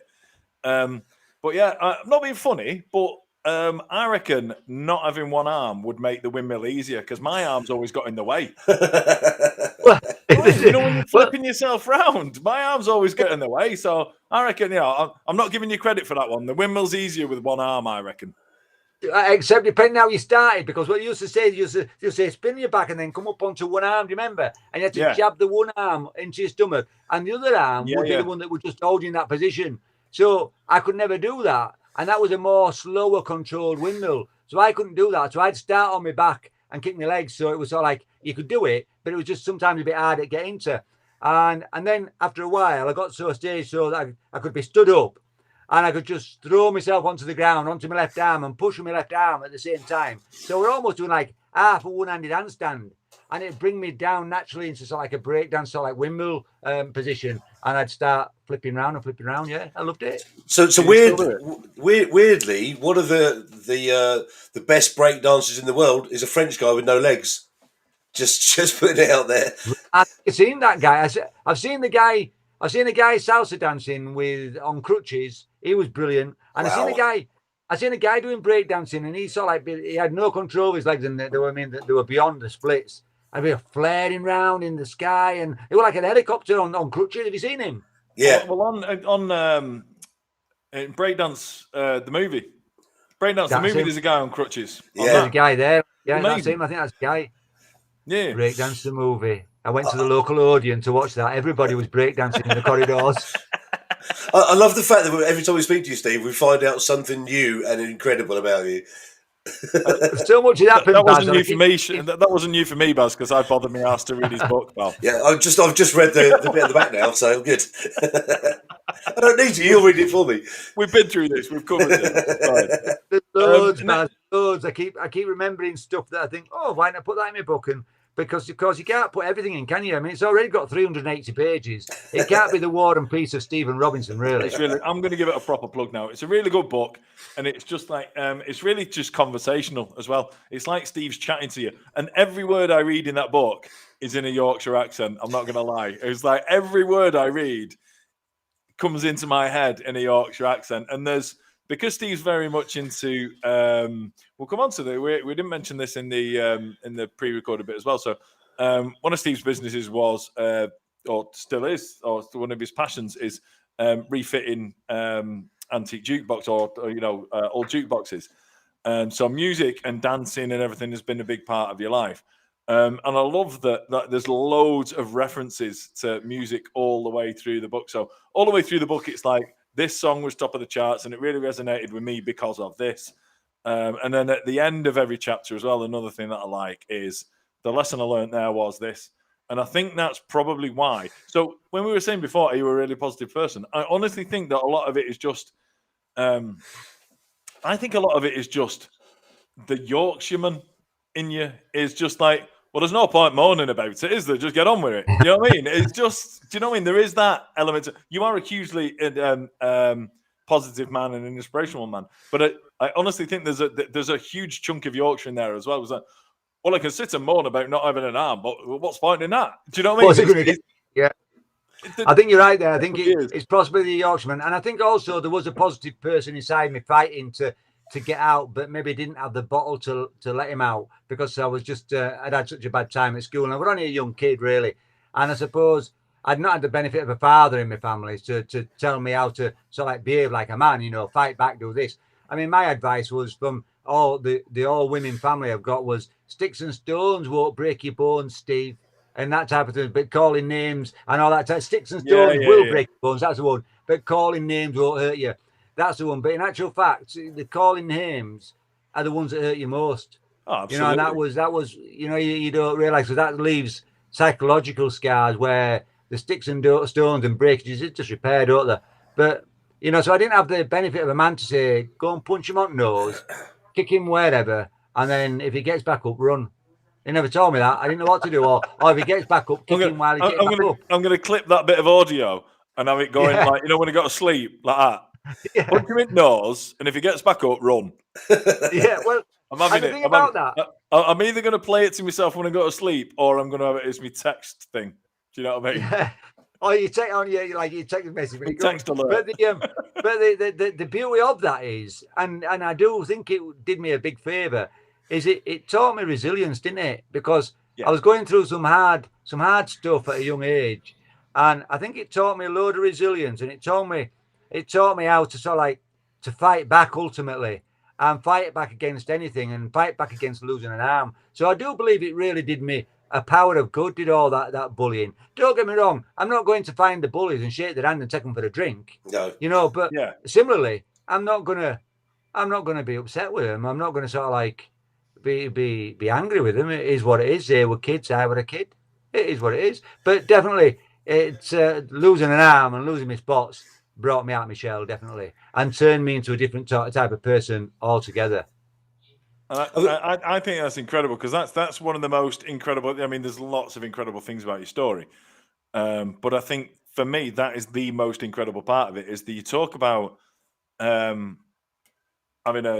being miserable at school and not being a very happy young man before the accident, and then something that would possibly ruin or certainly massively change somebody else's life somehow has turned you from being someone who's bullied and within the shell and all that kind of stuff. All of a sudden, you're not only a guy who's had a history of bullying, you're now a guy who's had a history of bullying with a disability. And somehow you've come out of the other side of all of that as like a hugely positive person. And, very, I think from reading your book, I think one of the things I think is most impressive about you is, yes, you're positive and all that kind of stuff, but it's the determination.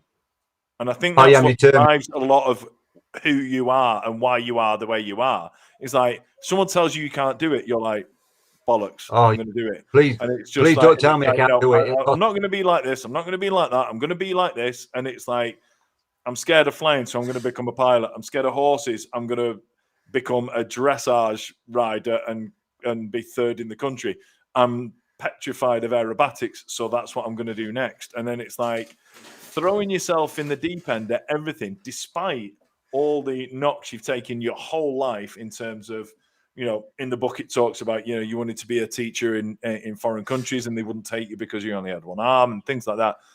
So despite basically getting kicked in the teeth your whole life, you're so determined. And I think it's the determination that has made you the sort of person you are. I've just seen a question there by Hooksy Rocks. How do I clap? I love that one. That's how you do it. Brilliant. Bloody years. Yeah, well, I don't always. I sometimes go like that, clap on my chest or whatever. Or I sometimes pretend I'm clapping, and then somebody will put another hand there. But if I slap my face, you can hear it, but it bloody hurts after a while. Well, I'll tell you what. You can tell Hooks is a Yorkshireman because he comes straight in with to be fair, you said you can't ask anything that is going to embarrass you. No, it won't be offended. It's taking the Yorkshireman to pluck up the courage to ask a daft question like that. So that's fair play. But yeah, one of the questions that was asked quite a long time ago, actually, and I want to ask this because it's one of those interesting things. It's from Gillian again, who is a regular. Is your handwriting similar to when you wrote right-handed? Do you know what? It's funny you should ask that, because I just found some notes just the other day that was from college when I had two arms, and I used to write joined up, and it was quite neat. But of course, like anything, when you're under stress and you're writing fast, it sometimes quality goes. But I was a quite neat writer.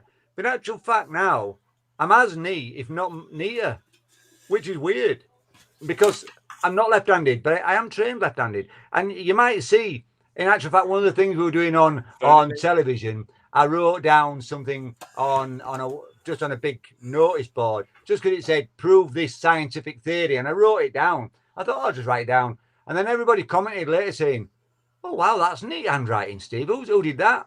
Well, I put my hand in the air. It was mine. Yeah, it's quite neat. It happens. It is quite neat. So I do surprise myself. I ain't got any here to show you. But when we got you to sign our books when we were in the pub that night, literally, I never even thought about like whether there'd be any difficulty because I hadn't asked which hand you favoured before the accident. So I just gave you the book, said, "Can you sign it?" And then you just got on with it. And then obviously you signed everyone's books that day. How long did it take you to be able to go from being left-handed then to writing again? Oh wow, that's that's a strange one, that Baz, because when I first got out of hospital, I was all contorted. My head was on my shoulder was risen over, I couldn't move, and I had to go for physiotherapy. And I only got about a week or two of physiotherapy for him to try and straighten my neck up. And then they sent me for handwriting lessons. And I got 2 weeks of handwriting lessons where I'd have to turn up once a week or twice a week, if that. And all they had me doing was writing lines like they used to, when you were at school and you'd been a naughty boy and they make you write lines and lines. Well, that's what they made me do to learn how to write. It was so boring. I had to do A's and E's and E's and I's and loads of them. And I hated it. And I went back to college to finish my last term off. I only had about 2 weeks left. I'd missed the whole term. But I said, I can't write. And I couldn't write to do, to like take notes. So I said, don't worry, just come and sit in and listen. So I did. And then it was weird because I didn't really notice a time where I couldn't write, and then all of a sudden I could write. What happened really was it was a gradual progression. I mean, I couldn't write at all. I couldn't write for toffee, and then it got a little bit less messy, and less messy and less messy, until I realised that if I printed everything when I wrote, I was a really slow writer, but if I printed everything, I could write relatively neat, and it was eligible. And then I became a bit faster and a bit faster. But in actual fact, I didn't do that much handwriting, because after that, computers came in. I was always typing on a laptop. And when I did university, I had a laptop and I was really quick at typing and didn't really need to write. So I can't tell you that period of time, but I bet at least it would have been, 10 to 15 years before I could write properly left-handed. Wow. It was a long time. Right, we've got another question here from Gillian. This is the sort of questions. So these are the sort of questions I want to move on to now. Okay, so we've had Huxley saying, "How do you clap?" Nice. Yeah. And now we've got Gillian saying, "Do you ever prank people with your armor?" I did when I did. Well, I don't wear the arm ever, to be honest with you. But I used to go out now and then to the local nightclub. I used to think, how am I going to pull some nice, interesting woman? I thought, I need a bit of an angle. So I had a prosthetic hand that belonged to the arm. And I used to put it in my back pocket and have the fingers stuck up like that. So people would come and say hello and say, oh, what's that? What's that in your pocket? And it worked for a little while until everybody started bending their fingers and they all broke off. So it didn't last for too long, really. And I thought it wasn't really good enough, you know. It wasn't a good enough chat line, you know. You give us a hand, will you? I know, or I'd give them a hand or whatever. Can I give you a hand with that? You know. So it wasn't good enough, and chat lines don't work. But just going back to the thing about fears, when I was afraid of flying and afraid of horses and afraid of this and afraid of that. How I got into that is one of my mates was a salsa dancer. Once I started dancing salsa, and he was a psychotherapist. And he said to me, why are you single, Steve? And I said, to be honest with you, I hadn't a clue. I said, but I hate asking women for the telephone numbers. So he said to me, right, then he said, I want you to do me a favour. I said, right, yeah, okay. I said, what? He said, every time you go out, every woman you meet, he said, I want you to ask her for a telephone number. I said, no. I said, I can't do that. He said, no. He said, I want you to just ask her for a telephone number. He said, it doesn't matter whether you're interested in her, whether you're attracted or you're not. He said, just ask her for a telephone number. And I thought, well, I said, I'll try, but I don't think I can do it. Anyway, I started and I said, can I have your telephone number, please? And people would say, no, of course you can't. And now and then somebody would. And then I got a bit braver and I said, give us your telephone number. And they'd give me the telephone number. And then I got even braver and I gave them my mobile phone and said, here, put your phone in there, put your number in there. And at the end of the day, I had a telephone that was full of women's telephone numbers, but I didn't go that extra step and I didn't ring them. And you know, those guys know about the 3-day rule, don't we? Where if you meet somebody, you can't ring them straight away, can you? Because that would show you're too keen. You can't ring them the next day because you're still too keen. So the optimum period when you can ring a woman is 3 days after you've met her. What a load of rubbish. I realised it was a load of rubbish. Because if you like her, you ring her straight away. The same day, I really enjoyed that. Can we do it again? But I didn't do that. And I'd left it like months and I'd done nothing. So I thought, right, I'll delete the whole lot. So I deleted the whole lot. And there were a whole swathe of telephone numbers. But I realised I'd left it too long. And the idea of that was just to get over my fear of asking women for the telephone numbers. I am not actually afraid of asking women for the telephone numbers anymore. I just don't do it very often. Do you know what? There's hundreds of women in the 80s who just think, remember that lad with one arm was really nice. We got on really well. It was like, why didn't you ring me? He asked for my number and never rang me. Why didn't you ring me? I know. I don't know who he thinks he is. He goes around getting my number, like led me on, asked for my number as if he were going to take me out, and then blank me. I'm still sat here. 25 years later, and he's not rung me. Yeah. I've got a little story, and obviously you two could cut me off if it's telling too much. But when we met Steve, here we are. We're all in the same file now. We're all on the same drink now. We're rum and coke. Yeah, good. So I'll try and tell this without giving away too much. But obviously, when we met Steve and we were on the same thing, doing the same thing together, the producers were a little bit concerned about some of the things that we talked about, what we were going to be doing. So on one given day, do you remember, Steve? I came to you and said, "Look, Steve, I need to ask you a question," and you'll probably say to me, "Don't be so daft." So I said to you, "Look, in the thing we're doing, I've got this box of hands. Don't ask me why. Do you mind if we use them in the way that we've been using them before? Sort of convoluted story." And you went, "Come and show me." So we went round the back of the thing and we went into this box and we got these hands out. And do you remember you took one and you said, "Oh, can we stitch it to the side of my to my side so it looks like I've got a hand down there?" And that's what I knew straight away, the kind of person that you were, because you were literally not bothered by it at all. Just for the benefit of everyone else, I need to point out these are mannequin hands. Yeah, sorry, that's a really good point. Baz did not have a box of actual human hands. We just need to clarify that, just in case anybody's already ringing the authorities and reporting Baz. It still sounds weird having a box of mannequin hands. You know what I mean? Otherwise, I do remember it. You know, Steve, you said you didn't know where your arm was. Maybe Baz has got it. Maybe Baz has got it. Maybe he sent a request and they sent him it. It was strange, that, Baz, when you said that, because I thought, what a nice thing for him to say. I thought, why on earth did he think he had to say it? And I thought, you don't have to ask him. He can just do it. It's all right. But I'm totally with you there, because some people can get offended, and I don't know how you find out if they get offended or not. I suppose you have to do what you did, Baz, and you have to say, "Look, do you mind?" Yeah. But to be honest with me, I thought when you asked, I didn't. At no point was I remotely offended that you would want to use an arm. Not one little bit. So I was quite pleased you wanted to. I thought it were nice. I thought it were a bit of fun. Well, people will see when the show's aired. Not only were you not offended, but your team came and asked me for one, and they'll see where it ended up at some point. And again, I look for the regulars that are here.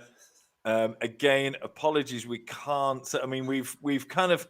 I know it's frustrating. It's frustrating for us that we're not allowed to tell you everything, and I know it's frustrating for you to hear this, but when the TV show goes out, look, just between us, wait until you see what Steve and the guys did with the mannequin hand that they borrowed from Baz. It's phenomenal. And it just, when you see it, you'll appreciate how funny it is what they did with it. And do you know what? Exclusive announcement here. We obviously we were on a TV show, and that's where we met Steve. We also met a guy called Paul, and Steve and Paul are going to come back on the podcast. We're going to record it in the next few weeks, and we're going to talk about what happened on the show. And we'll have Joshua. So we're going to record it in the next couple of weeks, but we're not allowed to broadcast it until the show's gone out. But all of the frustration that you and we are feeling now that we're not allowed to talk about, we're going to get all that out into this one, and we're going to when it airs, honestly, when the TV show airs, you're going to be sick of seeing about it, hearing about it. Me, Baz, Joshua, it's going to all be all over TikTok and Instagram and everything. You'll be sick of the sight of it. So we're going to go from one extreme to the other, not talking about it at all. So you're just going to be sick of hearing about it. But we'll remind you, in the one that me and Baz do with Steve and his mate Paul, we will remind you of this moment where we talk about the hand that we lent their team. I mentioned team. Anyway, you know what I mean.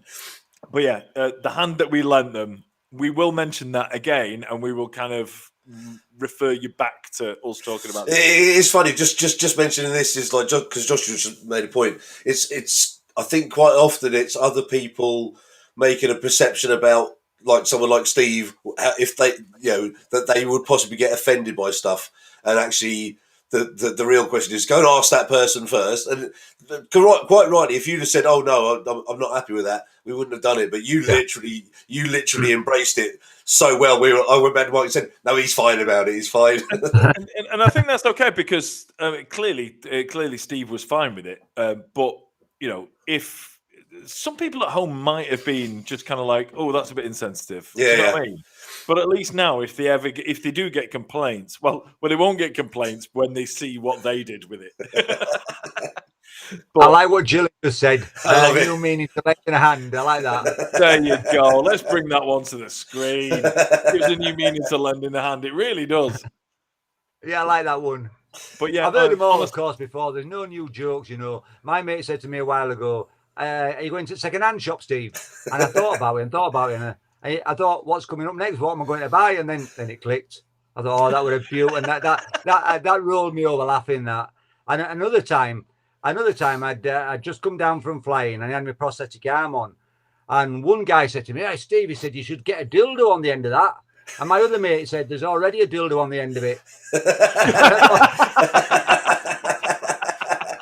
I really like that. My mate is quick, and he has some great comebacks. And I thought, and that just cracked me up. That's brilliant. I was like, that's a bit weird, and then it turned into, no, actually, that's brilliant. It just cracked me up, and I know it was at my expense, but it was so funny that I was rolling around in laughter. I just loved it, and I don't mind that sort of stuff. It's a bit of fun, it's a bit of banter. I thought it was brilliant, and me and him became really good buddies and went flying all over the place together. And we'd hire the aircraft. I'd fly it to wherever we were going.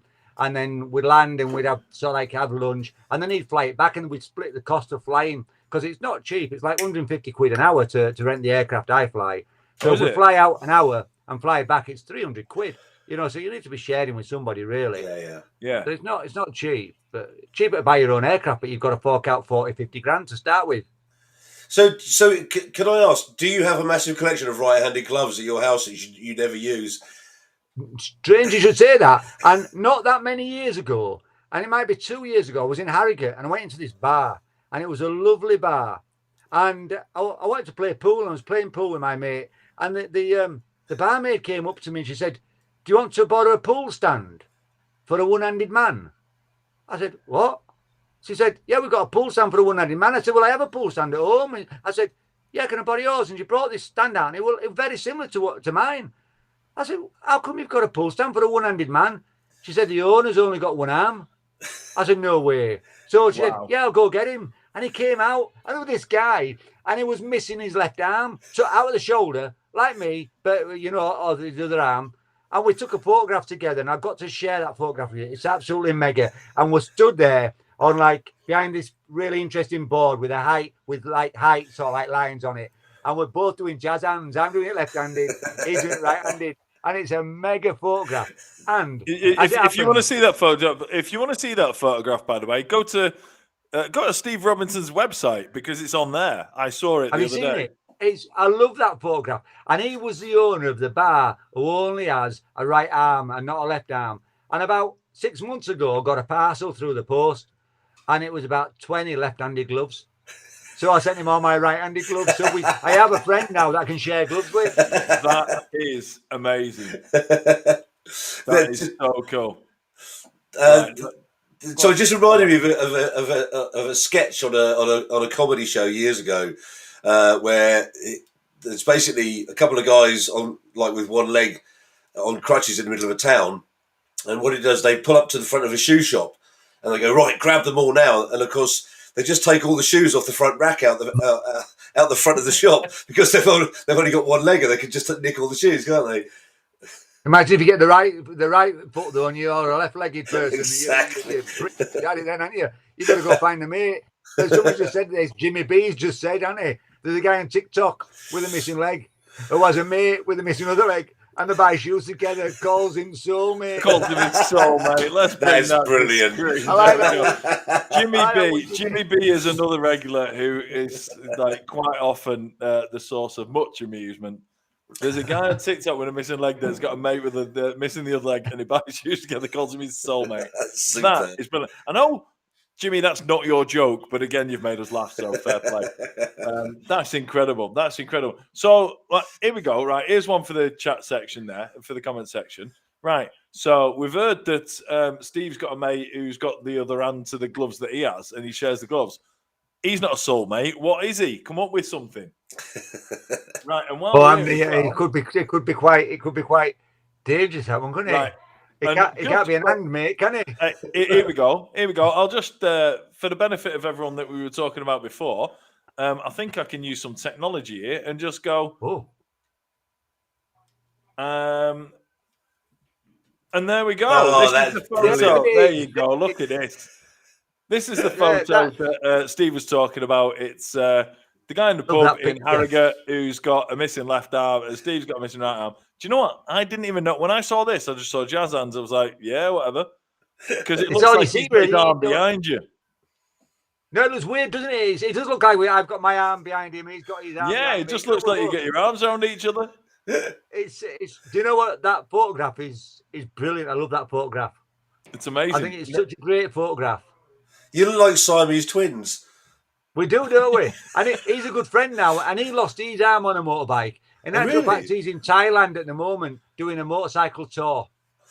Wow. Oh well, I asked the chat section, and they've delivered. Here goes Jimmy. Jimmy says, "He's your right hand man." Right hand man. There you go. Come on, he's like that's brilliant. Jimmy, you're just too quick. Hey, and not only that, Hoxie, the Yorkshireman, he's gone. It's all about the power of glove. Oh, we could do a karaoke version of that, couldn't we? Sing the power of love. We'll sing the power of glove. Somebody should do that. Huxley, can he sing? Can you sing, Huxley? Oh, I think Huxley should do the power of glove. He's a drummer and a guitarist as well, so I'm pretty sure he can sing. I think they should do a version of the power of glove. Baz, drummers are drummers because they can't sing. Come on. He can play guitar as well. I was going to say, because that's literally reminded me that one of the challenges for you would be to learn to play a guitar. I have no idea how you do it, but I know that there are one-handed guitarists, aren't there? Play the trumpet. Oh my God, go on. Play the trumpet. Have you not seen if you have a quick look on YouTube, you'll see me playing Dvorak, which is the Hovis song. People will recognise it as the Hovis song. Yeah. And I'm playing that on the trumpet. So, but I'm not the best trumpeter. I was sorry to interrupt you, Steve, but I put a little section of you speaking, and on the Locking Podcast TikTok channel, which is only little at the minute, but I'm going to grow it. And it was you saying, I said, pilot describes losing his arm in the most Yorkshire way ever. And it's you going, it was a minor inconvenience. I probably could have done without it. Do you know what I mean? And I just thought it was fucking amazing. So I put it on as that. And the tune I put behind it, if you listen, it's Anyway, Steve, I don't believe you can. Do you have a trumpet anywhere close to you right now? Because I don't. Go get one. Yeah, go on. You can play the trumpet. Give me a second. It might be loud. I might deafen you. We've got. It's all good. It's all good. So, ladies and gentlemen, we've got the podcast band again, haven't we? There you go. Here we go. This is it, man. This is it. I tell you what, though. While he's gone, in all seriousness, if anybody wants to come and celebrate with Steve on the 19th of April in Leeds next year, Huxley, you're a given. This year. Because I'm coming all the way from Ireland. The Baz is coming all the way from Bedford. I know, somewhere in Bedfordshire. So we're going to go up and we're going to celebrate with this man. I mean, who celebrates losing their arm? But he is absolutely celebrating. As you've seen, it's changed his life in a massively positive way. So we're doing this, right? We're going to take loads of people. Now that he's gone, we can secretly talk about it. Let's get loads of us up to his 40th anniversary on the 19th of April. So we'll be in touch. Right, here we go. Come on, let's have some then. Let's see if this valve's sticking. Hang on, give it a second. I think I've got a sticky valve. Give it a second. Are you sure you're just releasing a valve there? Yeah. Steve, you know your camera's on, yeah? Yeah. All I'm doing is, did it look weird, did it? Right, here we go. Let's see if I can remember it. Let me see if I can remember it. So, it's all right. Oh, nearly. Let me remember it. Oh,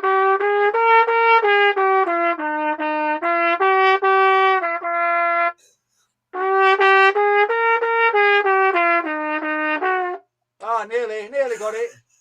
It's all right, Don't Steve. continue. Steve, that's brilliant, right? And it's another thing to right. So I tell you what, let's do a little section. Look, now we're getting towards the end of the podcast, and we've all had a couple of drinks. Let's do a section on stuff you can do that will make able-bodied people embarrassed. Sorry, before we go on, you've done the playing the trumpet. Yeah. One of the things that you talk about a lot on the in your book is your fluency in Spanish. Yes. So, right, I'm going to ask Would you you a like me to question. speak? I'm going to ask you a question. I want you to answer me in Spanish. Okay. Okay. So, Steve, what is the what's the biggest change in your life since losing your arm? Pues en ese caso me has preguntado cuál es la mejor cosa que ha cambiado en mi vida desde que he perdido mi brazo. Pues yo creo que la mejor cosa, pues no sé, porque tengo un montón de cosas que puedo hacer y estoy muy contento que puedo hacer todo. There you go. can I just say, with Mate, that literally could have been a fucking shopping list in Spanish, but I'm still impressed. Well, I didn't actually say anything. I just said, "What's the most thing that I've achieved?" And I said, "Well, to be honest with you, I've achieved a lot, and I'm not really sure which is the best things that I've achieved. I'm still trying to achieve stuff, I guess." Can I just need to point out one thing. So Gillian said, can you do the hokey cokey? And I'm guessing is put your right arm in is the bit you can't do, right? Well, no, so I have to do put the left arm in. I love the left arm out. Put your right arm in. I'd have to go like put my right shoulder in. Put my right shoulder out. So I know they don't have that one. You know when we got to the point where we said to people like, any questions whatsoever? Gillian has 100% taken that. I tell you a while ago when I went doing some dancing. I went to a Ceilidh and I'm doing this Ceilidh dance with my girlfriend at the time, and this guy's shouting out instructions and he's shouting right arm, and I said to girlfriend, ignore him. I said just do my left arm, and he's shouting right arm. I'm thinking carry on with your left arm, just ignore him. And eventually came down and tapped me on the shoulder. He said your right arm. I said I haven't got one. Oh, he said. And he sort of like melted away in front of me. Oh, mate, he must have turned purple. I said to him, I'm sorry, I said, I heard you the 5th time. I said, but I haven't got a right arm, so I have to use my left arm. I said, but I didn't really want to stop in the middle of the dance and shout, I've only got one arm. Will you give it a rest? So Joshua said he might join us. Joshua said he might join us on the 19th. Joshua, you don't have a choice, that'd mate. be nice. He'll come in. Joshua doesn't have a choice. Joshua and like Huxley's in because he's local, and Joshua's in just because he knows Steve. So that's just a given. But right, what else can you impress us with, Steve? Come on, we've got to that point in the night now. We're just like we just want to perform. We want you to do stuff that people would just be like, that's amazing. So what would you do? It might be something that we would just do without even thinking about it, but that you've had to adapt. Oh, well, like everyday things, I have to adapt. I have to adapt to sort of like putting my socks on. People don't think about putting socks on, but how do you put your socks on with one hand? I mean, silly little things. So that's why everything. What's up on the table on the camera? Let's see you put your socks on. Well, I've got a little. Why not? I broke my arm when I was 13. I had to learn to get dressed like one. Oh, there you go. Look, yeah, I can see it. Can you see the sock on? Ladies and gentlemen, we're about to watch a one-handed man put his socks on live. Look what I've done. I've put my hand inside the opening of my sock. So that's the first step. Next step is to try to get your leg in the air, which is pretty hard. But you don't normally do that. I normally do it down at ground level, but I'm doing it at not high level. This is Premier League level. Look, then over there, look. There, look. On. It's almost like you've been doing that for nearly 40 years. It was that quick. Oh, it's uncanny, isn't it? Uncanny. So as a quick question, obviously going back to when the occupational therapist said you have to be able to get dressed and do this, how long did it not become like something which you'd learnt and it just became every single day? Well, you do. It's strange is that because you have to do it every single day, don't you? So Yeah. for the first day is hard, second day is still hard, third day is still hard, first week's hard, first month's hard, first year's still hard, and you're thinking, I wish I didn't have to do this. I wish I could just do it two-handed, and it just becomes a chore that you realise that you've got to do, and then after a while, it's just something you take for granted. That's no longer a chore. It's just something that takes a little bit longer than it would normally. So you have to start to learn patience, and that is the key to it all, really. That if you've got no patience, you're pretty much screwed, because you do need to learn patience, because every simple little job that you used to do is now going to take you 3, maybe 4 times longer. Because even to put toothpaste on a toothbrush, you hold the toothbrush, you squirt your paste on, you brush your teeth. Well, I've got to get my toothbrush, I've got to put it down somewhere where it'll stay and it won't drop off. Steve, go and get your toothbrush and your toothpaste. You evil man. Oh, no, I want to see it. I want to see it. It don't mix. It doesn't mix. I don't want you to, Steve, I don't want you to talk us through it. I want you to show us. We've got to that stage of the night now. Come on, pal. Hang on, then. Good man. That's a good lad. Well done. Oh, mate, I love the fact that this is the. I'm insisting on this, Al. We've come this far. Well, this is it now, isn't it? Do you know what I mean? We've got to that stage now. This is brilliant. But these are the sort of things that. There we go. He didn't have to go far for that. Come on, no, I didn't have to go far. Steve, you were grumbling like you had to. Steve, you were grumbling like you'd have to go to. You were grumbling like you were going to have to go to outside toilet for that one, but I mean, foot of our stairs. Like I was grumbling like I'd have to go to foot of our stairs. So there's my toothbrush. Yes. So what I'd have to do first of all is I have to put that down somewhere. Yeah. And hope that it doesn't roll off. Then I've got to get my toothpaste. Colgate's. I've got to open. Are you after an advert there? No, I know, but you know that. No branding. So then you got to flick off the top. I've got them quick and easy tops now instead of the screw off things. They're a pain in the ass. Lazy. So open it. That's just lazy. And now, Oh, hold on, just 1 second. Is Rube Goldberg machine expert? We shouldn't be reading that out because obviously it's given him. That looks like a man we know, right? Yeah, I don't know that might be. So then I squeeze that onto my toothbrush. I'm not going to do it because I'm going to end up with a load of toothpaste over. And then I have to pick the toothbrush up again and then I can start. But the thing about that is it wasn't that easy. It's like toothbrush down, toothpaste, that's 1 step, 2 steps, flick, 3 steps, put the paste on, 4th step, put the toothpaste down, 5th step, pick up the toothbrush, then you can start. So it's taking me 5, 6 steps before I can even start brushing my teeth. Whereas a two-handed person, it's all done in one movement, isn't it? Exactly, yeah. You know what, Steve? The Kathy was when you were talking about doing when you were showing us how you put your socks on. Kathy was saying that could be a party game for the party. And do you know what? I think that's brilliant. I think that's a great idea. You like that one? We should line up loads of stuff. So it's I like that. Do that at the party. What a great idea for the party that is. We'll have like putting your socks on. So the putting your socks on, tying your shoes, putting toothpaste on a toothbrush, all the stuff that you've had to work hard to do, and all of us, the two-handed people find dead easy. Yeah. Well, it's great, isn't it? That's a definite brilliant. Like, grab 2 or 3 people. I like that. That's a part. We could have a race, couldn't we? 2 or 3 people up and race to, like Generation Game. You show us how to do it, and then it's who can do it the best. And that's how to do it. Kathy just said there, put toothpaste in your mouth first. Well, I actually tried that, and I don't really like it, and it's weird, isn't it? I don't. It's just weird because what happens then? You're trying to find your toothpaste. You're fishing around in your mouth for toothpaste to get on your brush. But I might give it a go. Can we call that game that we're going to play? How to make able-bodied people look like pricks? I don't think that's a bad idea in general. To be fair, I'm not sure it's how that is. I think it's let's call it how to make able-bodied people appreciate how difficult it is for people who are not able-bodied. Yeah, let's give them all privilege and sitting there pissing. Do you know what I mean? I think we should call it minor inconvenience. I will tie the right arm behind the back. I was going to say, it puts a new spin on that thing. Hey, I could do it with one arm, Tommy on my back. Prove it.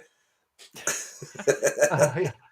I tell you what, I don't know if anyone else has noticed it, but half of my time tonight is blocking Russian people who are throwing loads of I don't know random websites into I've the never comments. seen it before. Oh, have you got loads of Russian websites? What? Are you getting any interesting ones? No, I don't know. It's how to win an American election is basically what they're all about. Is it? Oh well, okay. That's very important if you're a politician. So, good to see that there's a Rube Goldberg machine expert in the chat section. I don't know who that is, but I think he sounds like a nice guy. Yeah, lovely fella. Do you think he could be an American? He sounds like it, doesn't he? Doesn't he? Does, yeah, he does. Those geologists get everywhere now, don't they? Yeah. Do you know what? I think at some point soon there could be a Rube Goldberg machine expert on this podcast at some point. I don't see why not. I've got a feeling in my water that, that we're recording it next week and it'll be broadcast when we're allowed to broadcast it. I've just got that kind of feeling. Do you know what I mean? He'll be a man in his dungeon. I definitely haven't said anything there that I'm not allowed to say. Not yet. Not yet. Not yet. Anyway, sorry, before we get to that point, because we asked this during the podcast, but we did it afterwards. I just want to ask Steve a little quick question. What's next? Because obviously we've spoken about everything you've achieved. What's next for you? Well, I keep thinking what's next myself, and I don't. Did I tell you? Night time, isn't it? Well, I might brush my teeth in a second, yeah. But did I tell you that I hadn't had motorbikes for a lot of years, and then I got this Montesa, a trials bike, and I made an arm, and I rode it for the first time in 37 years. So that's like 3 years ago almost. And I rode it on national TV, and I've still got that bike. But then I've never had a motorcycle license, so I decided I'm going to take my motorbike license. And surprisingly, from having no motorbikes for 37 years, and I own 9 motorbikes. And I bought another one just a fortnight ago. And the motorbike I bought a fortnight ago, I'll have to send you the picture. It's absolutely brilliant. And why it's brilliant is it's the exact same model that I lost my right arm on. And I thought, I love it. So my next challenge is I'm going to ride that motorbike, and I'm going to get me. What's it called? What's it called? I'll get a picture of it up and I'll put it on screen. It's called a Yamaha DT250, and it's from 1975. Yamaha CT 250, 1975. And it was yellow, was mine, bright yellow. Oh, it was bloody lovely. Yellow is my favourite colour. I had a DT50 when I was a kid. Oh, did you? Oh, wow. I had the DT125 from the age of 13. And at the age of 17, I bought the DT250. And at the age of 18, I lost my right arm on that DT250. But it's not the bike's fault. It was just a freak accident. Exactly, yeah. It's not the bike's fault. No, not the bike's fault. And I guess even the idiot that sort of like took my right arm off, I don't suppose it was his fault, really, because he was just trying to show off and be a bit stupid. I don't suppose at any point did he think, I'll try kill Steve and rip his arm off. So I don't want to end this on a sort of like on a bit of a sort of a miserly moment. Did you ever meet the guy that took your arm off afterwards? Oh yeah, I knew him. He was a local kid, and it was a bit dangerous on a motorbike. So we always used to avoid him, and I just couldn't avoid him that day because that was a day that I didn't know he was going to try and do a daredevil stunt and try and jump over the top of me. I didn't even know he was there. So yeah, I know him, and strangely enough, he's a builder. And he did some building work for me maybe 15 years ago, 10, 15 years ago. And he pulled a wall down for me. We're going to rebuild it. And he left a house in a dreadful state. He didn't finish it. He stole the lead. And he left it in a real bad state. And to be honest with you, I fell out with him over that. Because that wasn't acceptable. Wait a minute. No, Steve. You need to be quiet a minute. So you didn't fall out with him when he tried to ramp over you on a motorbike and ripped off your right arm, but you did fall out with him over some kind of building work dispute. Yeah, some building work. It really upset me with that. He should have just done the building work. Did he charge me an arm and leg, Jimmy? Well, Jimmy, you're just too quick. Jimmy, there you go. Is this why you fell out with him? Because he charged you an Jimmy, arm and a leg? I told you Jimmy was good value. I told you Jimmy He was only good charged me value. an arm, not a leg. But it's still half expensive. Jimmy's a bit quick tonight. Is he on rum and coke? He's always quick. Right, I think I've got it here now. Anyway, so the bike you're talking about is... Let's have a look. Is it yellow? Is it 1975? DT 250? Well, I've Googled. It's yellow. I can't find it. Anyway, carry on. I like it. Anyway, you carry on, Baz. Yeah, sorry. I'm still laughing about the arm and the leg. So yeah. But so the question is, did you see him in the wake of the accident, or did you not see him until he came around to do work on your house? Oh no, so I'm in between. He came round to see me after he got out of hospital, and but not to say sorry, just to say that he'd sprained his wrist and it really hurt him. For fuck's sake! What? Hold on a minute. No. Again, we're not going any further until we sort this out. The guy who tried a ridiculous motorbike stunt to ramp over you and caused you to lose your right arm, saw you shortly after the accident and moaned that he'd hurt his wrist. Yeah. And the award for tail end of the decade of the millennium goes to. Well, I always thought there might have been an apology to come from him, just to say, "Oh, I'm sorry, Steve. I didn't mean to do that to you." Which I would have done that to anybody. Just said, "Oh, really? I'm really sorry. I didn't really." Yeah. Apologized. Oh no, never. No, I never had an apology from him. But he's not. It's just that type of guy. He's not somebody you really want as a friend. He's an acquaintance. But I can't fall out with him just because he's a dipstick. Yeah, That's just who he is. He doesn't have to be my best mate. That's so Yorkshire. It was just like, I know he took my arm off, but I can't fall out with him just because he's a dipstick. It's quite Yorkshire, isn't it? I don't, It is I quite keep forgetting Anyway, how Yorkshire I I found a picture of your bike. I'm gonna. Have you? Let's have a look. I hope you've got the right one. I'm having it here now. Here we go. Here comes the bike. Twin shock. Here comes the bike. Is that it? Let's have a look. Give it. Yeah, I think it is. Oh, that's pretty though, isn't it? To be fair. That's nice, isn't it? That is a lovely bike. That's a nice bike. Did you say that's similar to the one you just bought? Yeah, so the one I've just bought, I found it on eBay, and I only found it maybe it must be a fortnight ago. I've not had it that long. And this guy had it advertised on eBay for £1,995. It's seized up, so it doesn't run. And I sent him a message and I said, "I like your bike, but I'll give you 1,500 quid for it." And he replied back to say, "No, but I'll take 1,700. So I replied back like you do and said, "No, I only want to give 1,500. I thought I'll try me tight Yorkshireman and just say, "No, it's 1,500 quid or it's no." And he said, "All right, no, I'll leave it." So then I thought, I really would like it. So I contacted him back and said, "Look, we're not far apart, are we really? You know, I want it at 15, you want 17. I said, I'll give you 16 if you deliver it." So he said, "Yeah, all right then." And I know it's not a runner. It's come from America. It needs restoring, and its engine seized up, and that just don't worry me at all. I'll have it going in no time. But is it yellow?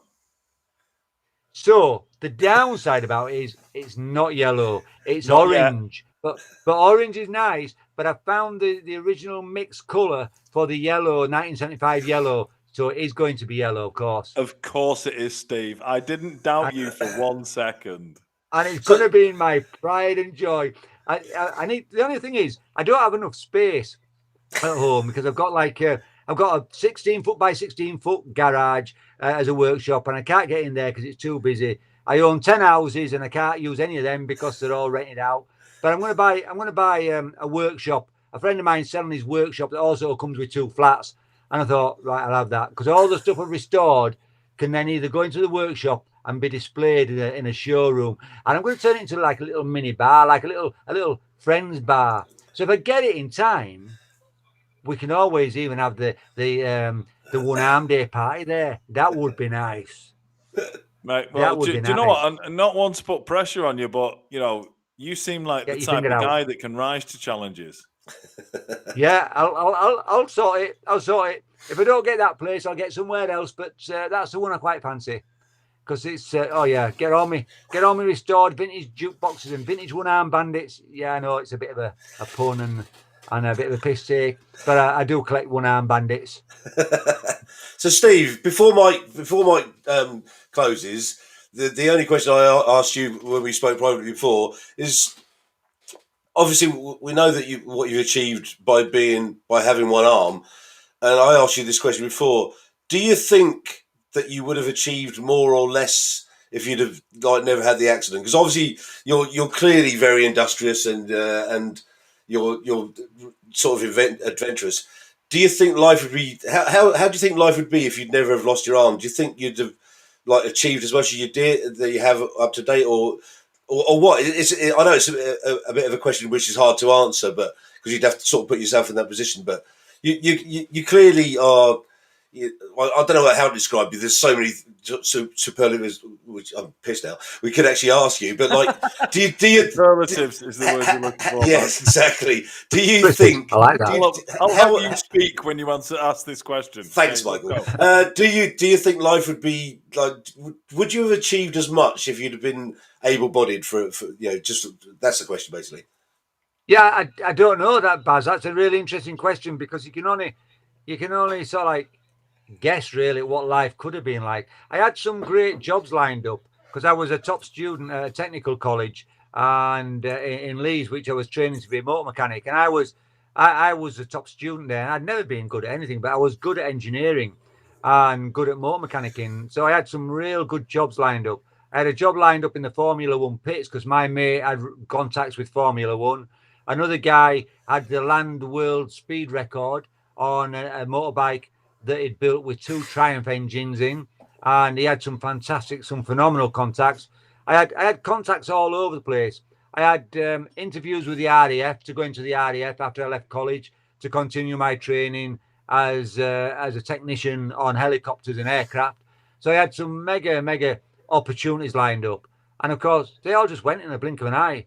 So when I woke up with one arm, none of those opportunities were around anymore. They'd just gone. So would I have achieved more? I suppose in the short term, I might have achieved more with 2 arms immediately after leaving college. But in the long term, I don't think I would have done as many things as I've done. So the long game has been a much better game than it possibly could have been with 2 arms. Because had I worked as a motor mechanic, yeah, I might have had my own garage, but then I might have just been working as a motor mechanic, and that might have been the life of Stephen Robinson and nothing else. Yeah. Stuck in a 9-to-5 job. Whereas I was liberated from that. I was given the opportunity to go out and do different things and not held down by a 9-to-5 job. So I did everything, and I've loved it. But there's so much stuff that I want to do, and I start worrying a bit now because I think to myself, "Well, I'm 58 now, but I've got so many things I want to do. I best get cracking. I haven't got time really for hanging around doing no. I need to get cracking. I've got loads of stuff to do. I feel like I've not achieved half that I'm capable of achieving. I feel like I'm capable of achieving much more. Do you know what, Steve? You've never let anything get in your way, and you're not going to let death get in your way. You're going to live to 170. It's like, not ready yet. No, not ready yet. They say the first 200-year-old person has already been born. Ooh. I hope it's me. I think he might have been born 58 years ago. I would hope it might be me, but there you go. I'm nearly out of rum and coke. Oh, this is not on.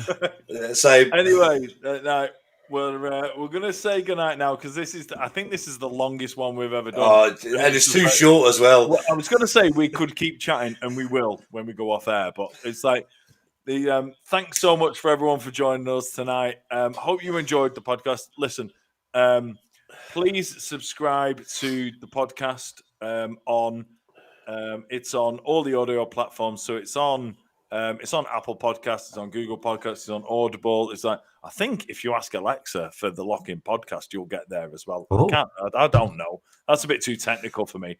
But yeah, if you don't forget, if you go to thelockin.co.uk all the links to all the audio platforms are there. So you can listen to us. You can listen to this again. You can listen to Steve's interview again. Watch this again. Read the book. I'll come to it in a sec, Steve. Don't worry about that. I'll plug it twice. Alexa might even know about it. Alexa. Yeah. So yeah, it's if you subscribe to the audio platforms, then you can listen to the podcast on the way to work tomorrow.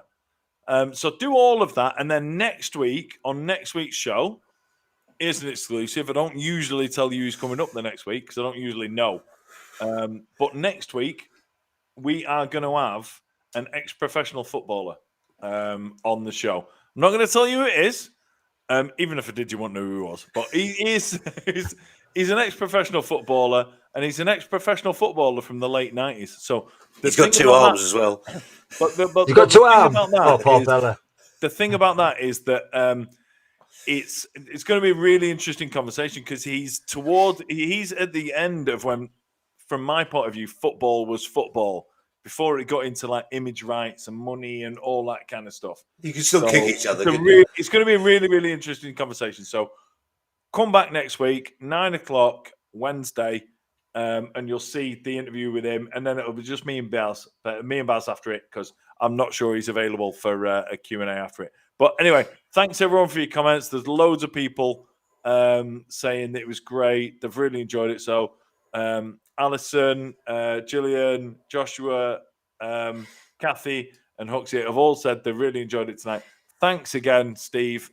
Stick around because when we go off air, we'll have a chat after. Yeah, no worries.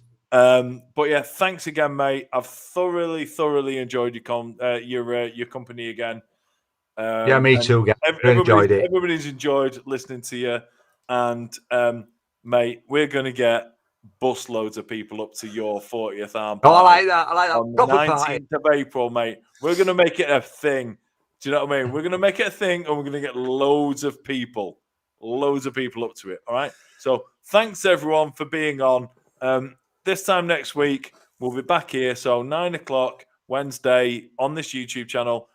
Get involved. We're going to have an ex-professional footballer on board.